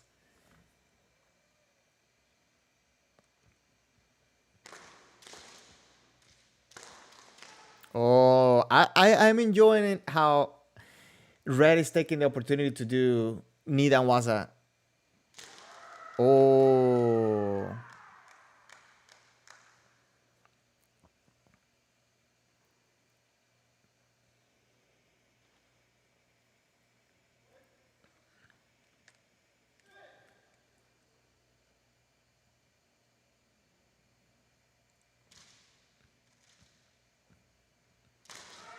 Oh, that distance. Okay.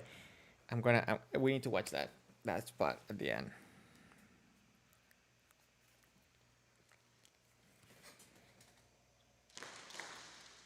I feel like White is being very good at closing in the distance.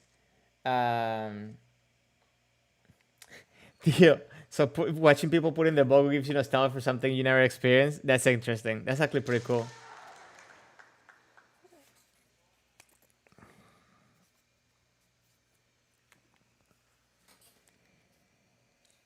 If you need help putting your bogo on, when you get yours, let me know.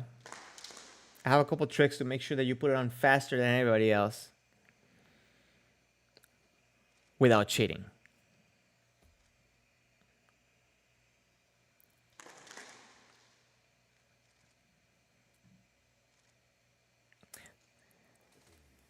So Theo, maybe you should give us your feedback why you enjoy watching this, right? Even though that you're a spectator, right? If you haven't been to this level, not a practitioner at this level, right?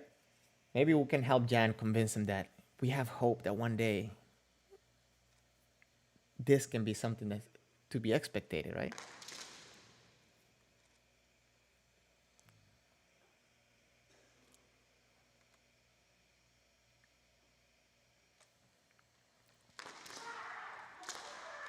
Oh, you see how when they're separating, they're even attacking, right? They're using every opportunity they can. It's not a wasted opportunity because that also starts chipping in with the confidence of the opponent.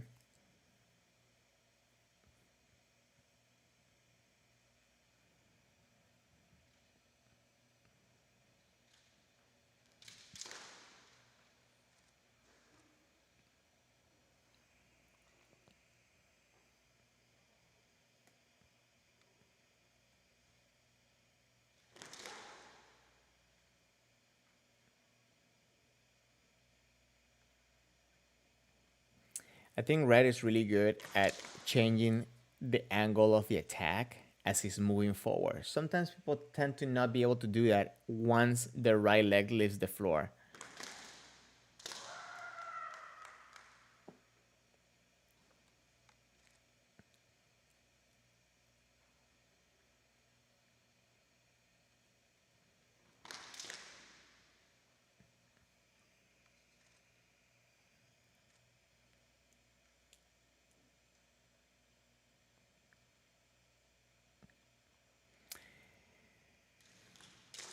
If you see red, when he does that thing where like he moves forward and then moves back, I'll show it in a second as well. He's keeping his balance on the left foot in order to push forward again. Oh, so they went to Encho. It's actually pretty cool whenever like a finals ends up being in Encho, right? Because it's like, sudden death at the end.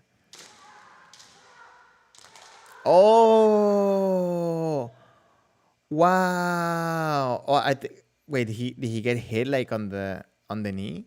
We'll watch it. We'll watch it after.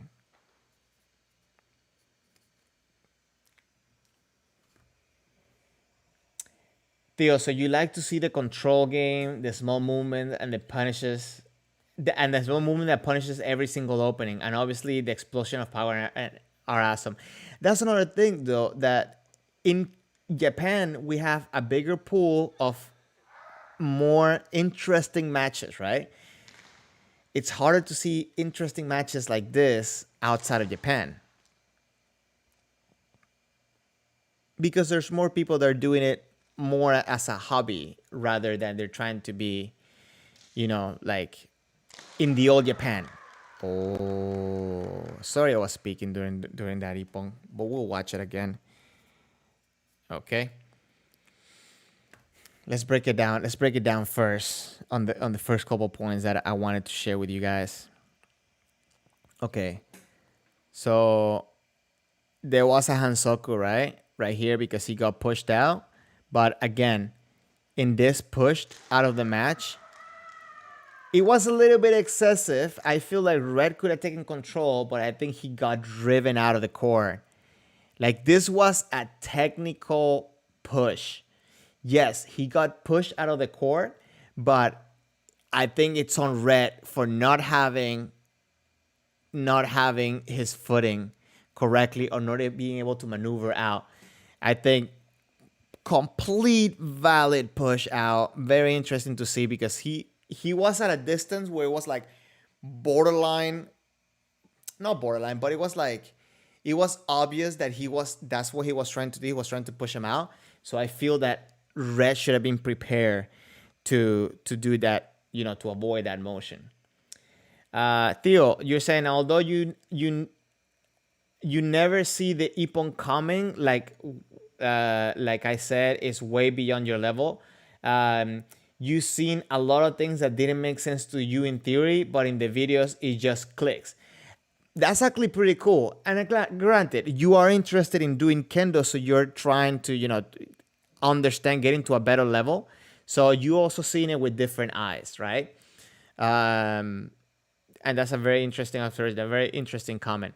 I would like it to make it to the point where, like, people understand some basic things that are going on and they can appreciate, for example, like the punishment of the opening because it goes in and out in a flash.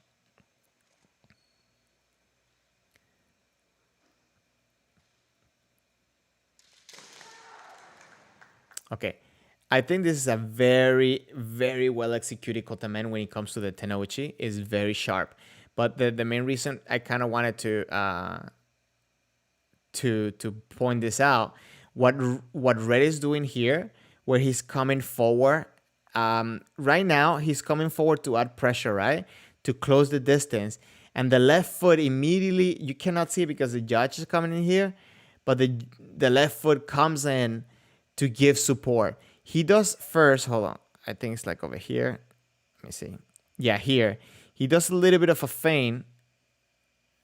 Okay, here's closing the distance, but I think it's this one. Let me see. Okay, on the feint. You cannot see this one. There's one a little bit later that you can see better. But I wanted to show that kotemen, a very well executed kotemen. Um, and again, a big reason for that good execution is that good tenouchi, right? Like being able to, let me just, like that good, being able to like get the tenouchi control for the next waza. So you get sharp strikes, sharp techniques without any wasted movement. Golden. I think that's golden. Okay. Let me see. Okay, I think this is the one where he does red. That stepping it back. Hold on, let me go back a little bit.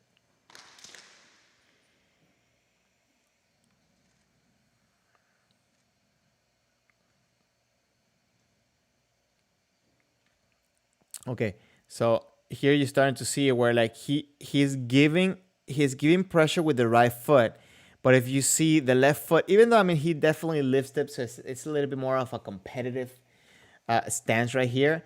He is at this point anchor here. He is ready. If he sees an opening from this guy, he's definitely going to push into that man. He's not seeing the good opening. He's not seeing he's trying to get him to do something besides going back here. Now, I don't think he was ready, for example, to do Tsuki, where he comes in when the opponent is going backwards. So that's maybe why he didn't take that opportunity. Maybe also because he didn't feel like he had the center. But he's doing it again. He puts the pressure forward, but then what happens is that for some reason he hesitates, so he let go of the left foot to go back. You see that? And I know this is very like tiny details that maybe I'm overthinking, but you see he's putting the pressure. Right now he's anchored to go forward, but the motion, if you look at the motion from white right now, let me just move this out of the way. No, not that. Hold on.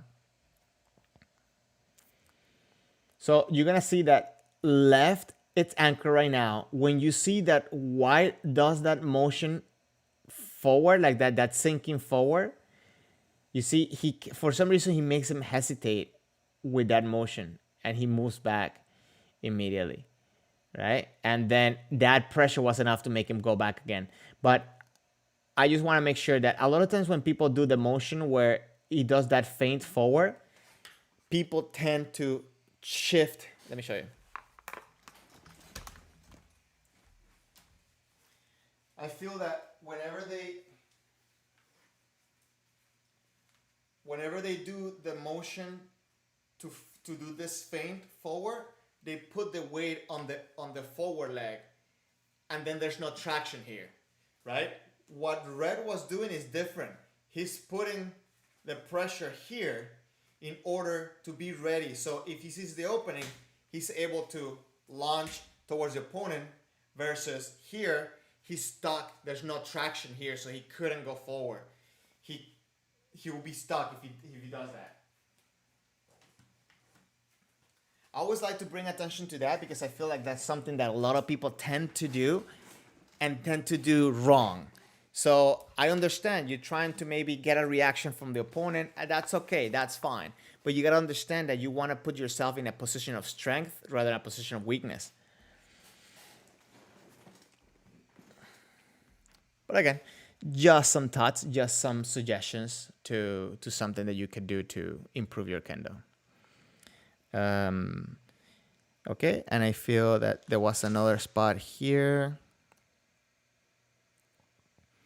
Okay, so I wanted to see what happened at the Kayashido. Okay. So he goes for the man. I think it was an amazing execution for the strike of the do. It had a nice sound. Now, granted, he almost got hit right there, right? But I think he had very good power, very good execution. He hits and he uses his hip also to get out. I don't know why wouldn't they? Oh, maybe, hold on. Could it be that, hold on.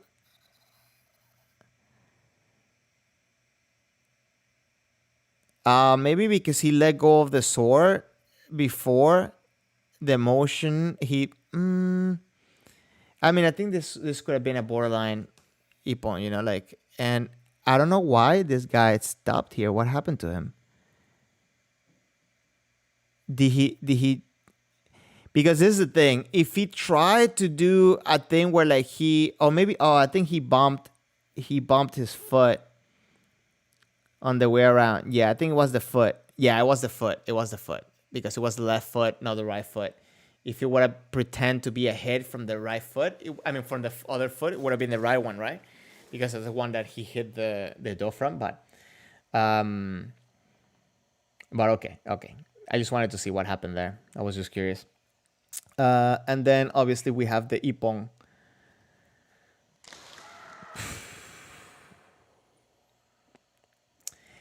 Those ippon, I think they're so interesting because it almost looks like there's a magnet between the shiai and the kote, the way that he came in with so much power. Because look, let's say that he cocks the gun right here. He's coming in with the gun loaded, cock and loaded, right? And then he sees the opening. It's interesting how he anticipated the defense, right? Because he is coming into the angle, he's setting up the angle and then fine tuning it at the end. This is very interesting. This is someone that has a lot of experience with different practices, right? Because this is something that he's able to anticipate. Look, he's coming in trying to make an opening. I bet you if he would have given him another opening, he would have also been able to go for men, right? But I don't think he was coming in thinking he was gonna go for kote. I think he made the decision around this spot right here when he's overwhelming him, and then like no, right about here is when he makes the decision for kote because he overwhelms him for the man, and then red kind of feels the pressure and tries to cover up, tries to lift the hands, and he anticipates the angle. Like right about here, he's anticipating the angle of where he's going to hit the kote. And then he fine tunes it around here, and he's able to create that much power, that poly action between the left and the right, to throw the tip right into the kote. An amazing cutting. You can hear it. And the synchronization between the foot. Look at the Kiken Taichi. It's just how he's able to land there and then add to the sound with the foot. Even though you're not trying to make sounds with the foot, you're trying to have a function with the fumikomi. The fumikomi is not to add sound. You can watch my video on fumikomi and you understand better. But anyways, guys, this type of shiai right now, the type of things that are happening right now are things that we want to stay up to date. We want to see what's happening in the Kendo world right now. I want to see where are we going with Kendo, in the sense of how are the competitions going to evolve now that we've gone through this pandemic, and now that we are reopening back into events like competitions, Shinsa, and so on. Next June here in US, in Georgia, there will be a test up to Sandan. I'm excited to see how it's going to be managed, has to be handled. Will people not testing allowed to go? Will they do open keiko? A lot of things that I need to figure out, but I'm excited that things are happening. We're getting back into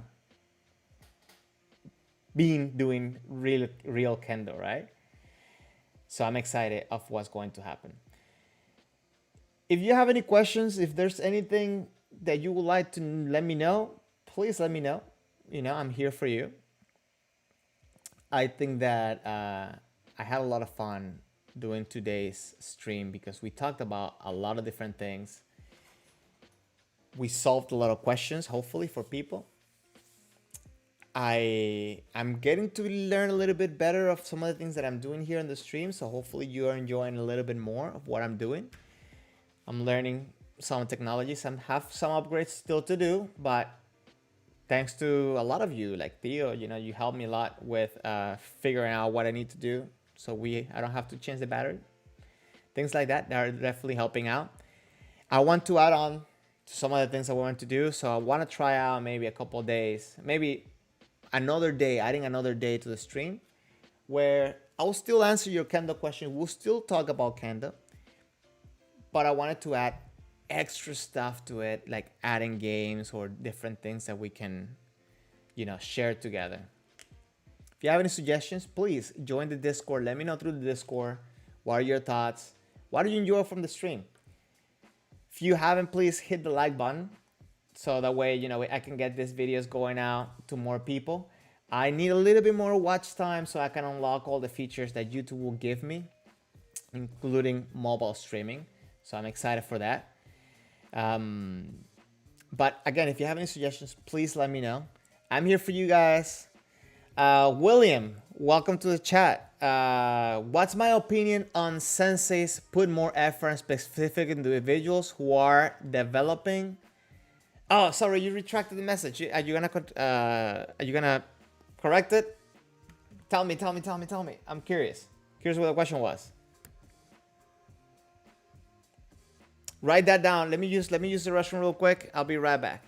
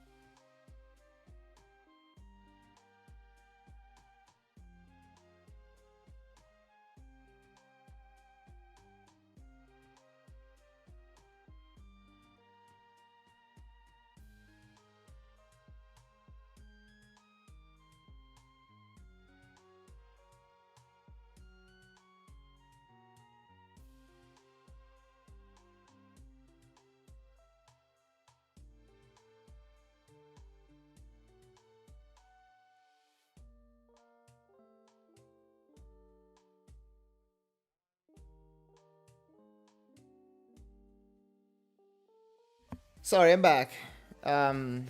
Wait, so you had the question. What's your question? Okay. How should I practice at home with exercises and form? Okay. One of the biggest things that I focus on, it's what's the goal. This is very important because what you're going to do is going to be depending on the goal. So hold on, the music is kind of like throwing me off. Let me just stop it for a second.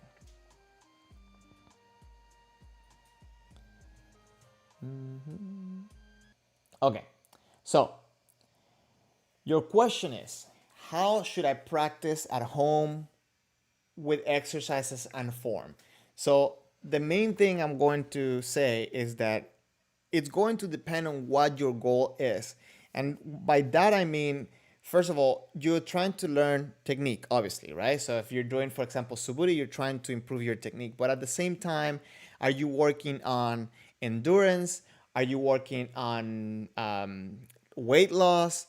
You have to take a little bit of the things in consideration, especially if you have like an injury that you need to make sure that you take care of, that you treat, or you build muscle around certain areas to prevent you from getting injured and so on. So one of the things, what I can do for you is I can tell you a little bit of my goal and what I do. So I am looking when I'm at home to improve my kendo, my technique. So I do suburi, but I do sets of suburi where I focus on each set on something specific. So, for example, I will do regular suburi one way forward, and in that suburi specifically, I'm focusing on the grip. The next one I can do forward and backwards, but in that suburi I'm focusing on my footwork, landing correctly on each time. I'm still doing my suburi, my swing correctly, right? But I'm focusing on, am I landing correctly? Am I landing correctly? Can I land correctly and go forward again if I want to? Can I land correctly and go backwards again if I want to? So I was mentioning earlier in the stream that I did, for example, interval training earlier this week, where I emphasize a lot of muscles for my legs because I really want to improve my muscles and the abilities of my legs. So I did several sets where I was focusing on my legs specifically. So one of the things I'm going to ask you, are you trying to be more competitive? Are you trying to be are you trying to improve something specific? What are you looking for when it comes to your practice in Kendo? We talk about Kendo, right? Because I think I saw a little bit. You were talking a little bit about Yaido, but just tell me specifically, what are you looking for, and we can work from there.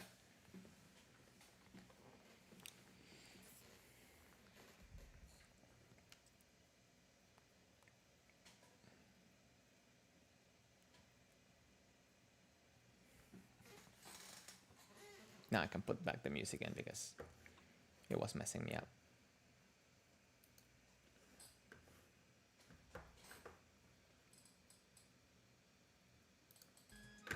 Oh, okay, should be good. Another thing that I would like to say though is that I don't do just Kendo exercises. I personally also do a little bit of weight training and a little bit of running. The reason why I do weight training is because, again, I have had in the past, oh, and also stretching. Stretching is very important. Sorry, I forgot. But the strength training has to do with making sure that the muscles that don't get used in Kendo are working. So that way I create stability, like on my lower back, for example. And I do the running not only for a little bit of muscle endurance, but also for calories and just to make sure that I get more of a, what's it called, cardiovascular exercise as well. Because due to the space, neighbors, times, and stuff like that, running tends to be convenient for me. I'm not saying that that's what you have to do, but it just tends to be convenient for me. William, so you're saying you're looking to work on perfection and polishing, for example, fumikomi. So this is when I'm going to say that the exercises you choose, you have to understand why you're choosing and pay attention to one thing at a time. One thing at a time would be, for example, for the fumikomi, understanding the function of the fumikomi. I would say you can check my video on fumikomi that I talk specifically on the function of fumikomi, but just quick little recap, you gotta understand that fumikomi is not about hitting down and making a sound, right? It's about creating momentum and pulling you forward. So if you're doing fumikomi correctly, it should be pulling you, trying to go past the opponent. So if you're looking to work on fumikomi, also work on your regular footwork, and I'll show you. I'll make sure that I can see myself because I cannot see myself right now. Okay. So when it comes to fumikomi, when it comes to working fumikomi, I like to first practice just regular footwork. So from kamae, don't have to worry about the hands or anything like that, right? I work on understanding that the left leg is pushing, and that's why my right leg moves. And then my left leg moves because my right one is pulling.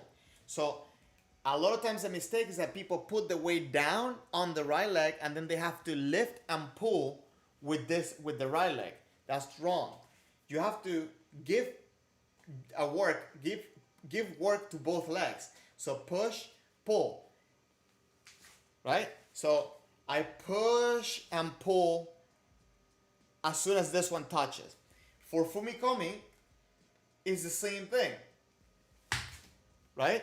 So obviously I'm trying to make it obvious for the camera and everything, but what you want to do is you want to push and pull. If I were to miss the floor, for example, my foot will look not like it's doing this, but it looks like it's doing this, right? Imagine that you take away the floor at the moment of impact. It doesn't look like this. No, it looks like this. So that's why whenever, like if I'm in kamae, I'm trying to do fumikomi, right? I'm trying. You see how when I do fumikomi, it's not. No. Right? I'm pulling.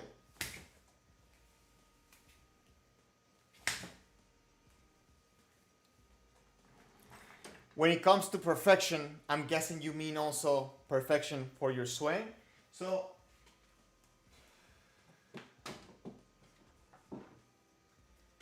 couple of things that helps for me, I'm going to say, is first do it slow. You can even break down and build up. So you can break down just the swing up, okay? Understanding the swing up, just understanding that from different aspects and for different sides too, right? I'm not pulling, I am making a circle with the tip by pushing. I start the motion by pushing for the bottom, right? And understand that rise up. Then you can go from the way down, right? The pull, right? Up and down, and then you can add your footwork. You can start by first with the hands, the legs, and then build it up to one motion, right? Doesn't have to be fast.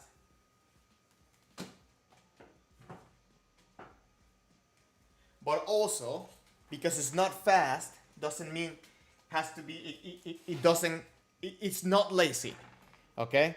I want to make sure you understand that. You can make it slow, but don't make it lazy, right? You should have good motion, good intensity, good control, and work that. Like build up little by little. I know it's boring at the beginning when you're trying to break it down, but if you're really looking for that perfection, and if you're working to perfect yourself and polish yourself and keep building yourself up, I think you need to do that. You need to take the time to break stuff down and do it slower, so that way you build up into getting to where you want to be. Does that answer your question? Hope it does. Let me know what you think. Let me know if you have any questions to add on to that I can help you out with, because that's a very important aspect. William, where are you from, by the way? If you don't mind me asking, if I can ask.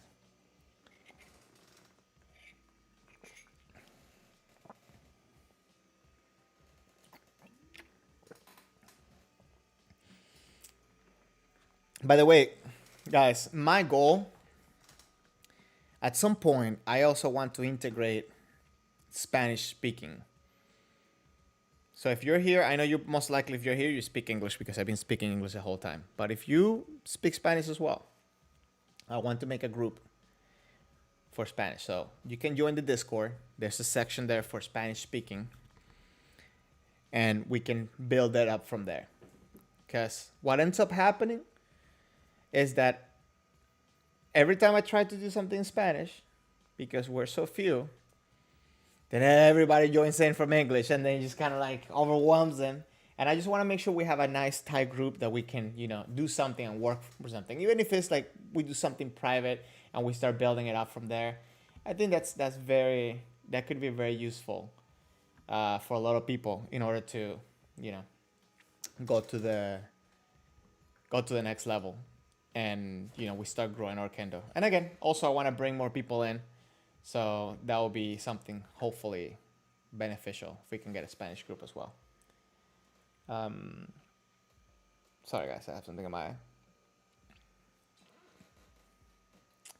And for anybody that doesn't know, you can always go join the Discord. Normally we are active on the Discord every day outside of the stream. Well, I'm normally not active in during the stream. I'm guessing that people, you know, they join up during the stream and they, you know, they have also conversations. It's interesting to go see it, and you can ask your questions there. We have a few other high-ranking individuals that will be able to answer all your questions. And if we don't know the answer, we always look for the answer one somewhere else. We outsource ourselves as well. Anyways, I really hope everybody had a good stream. Everybody enjoyed the stream. If you did, if you haven't, please hit that like button. I always appreciate your feedback. Again, I'm thinking Thursday. Thursday will probably be a good day for me to do a stream that's a little bit more open program, where I can maybe do some games. Maybe some of you guys can join me in playing some games together. We can do something a little bit different. Talking about Kendo, of course, relating it back to Kendo. So that way, that will be something that you can enjoy, and we can bring people that don't know anything about Kendo and get into know and enjoy Kendo. Leo, you said you're adding yourself to the Discord again. You got a new account. If you are in your phone or whatever, you can use the link that's pinned at the top of the comments. Also, I added a command that I forgot to tell everybody. If you do this command, I'll show you. All you have to do is the exclamation sign and then write Discord, and the bot of the channel should give you the Discord link. There you go. There it is. So you should be able to just click that and join from there. Oh, from the description of the video is invalid. Okay, so I'll fix that. I'll check that. But at the top, you should have it. And if you write the command that I just described, the exclamation point in Discord, you should be able to join in. No problem. Thank you. And again, if you have any suggestions, there's a suggestion box now on the Discord channel, so you can send out your suggestions there. We can have some fun there. But anyways, guys, I hope you enjoyed the stream. I hope you guys had fun. I really enjoyed spending the time with you guys because I learned a lot. We were able to have a nice talk about some frequently asked questions about Kendo. Expect me posting some of the stuff like as a video on YouTube, so we can spread the word. We can even like refer to people to those videos. But guys, thank you very much again. Please, if you can, share this channel with as many people as you can, so I can grow this channel a little bit more. We can unlock all the features, and obviously want to bring more people in. So thank you very much, guys. I really appreciate you guys being here. I want to say, please stay safe. Leo, you need to start getting ready for third dan. We will make that happen. We have a lot of people that, you know, they are very knowledgeable when it comes to testing and so on. So hopefully we can make it happen. We can help you out in any way we can. But in the meantime, guys, please, throughout the week, if you have any questions, let me know. Everything, all the information about the Discord is right here. You can go join the Discord. I keep asking questions there throughout the week. If you have any suggestions, please let me know. Please stay safe, guys. Please stay safe. And keep working on your Kendo. Keep working on yourself. You guys have a good rest of your weekend. I'll see you this week. Take care.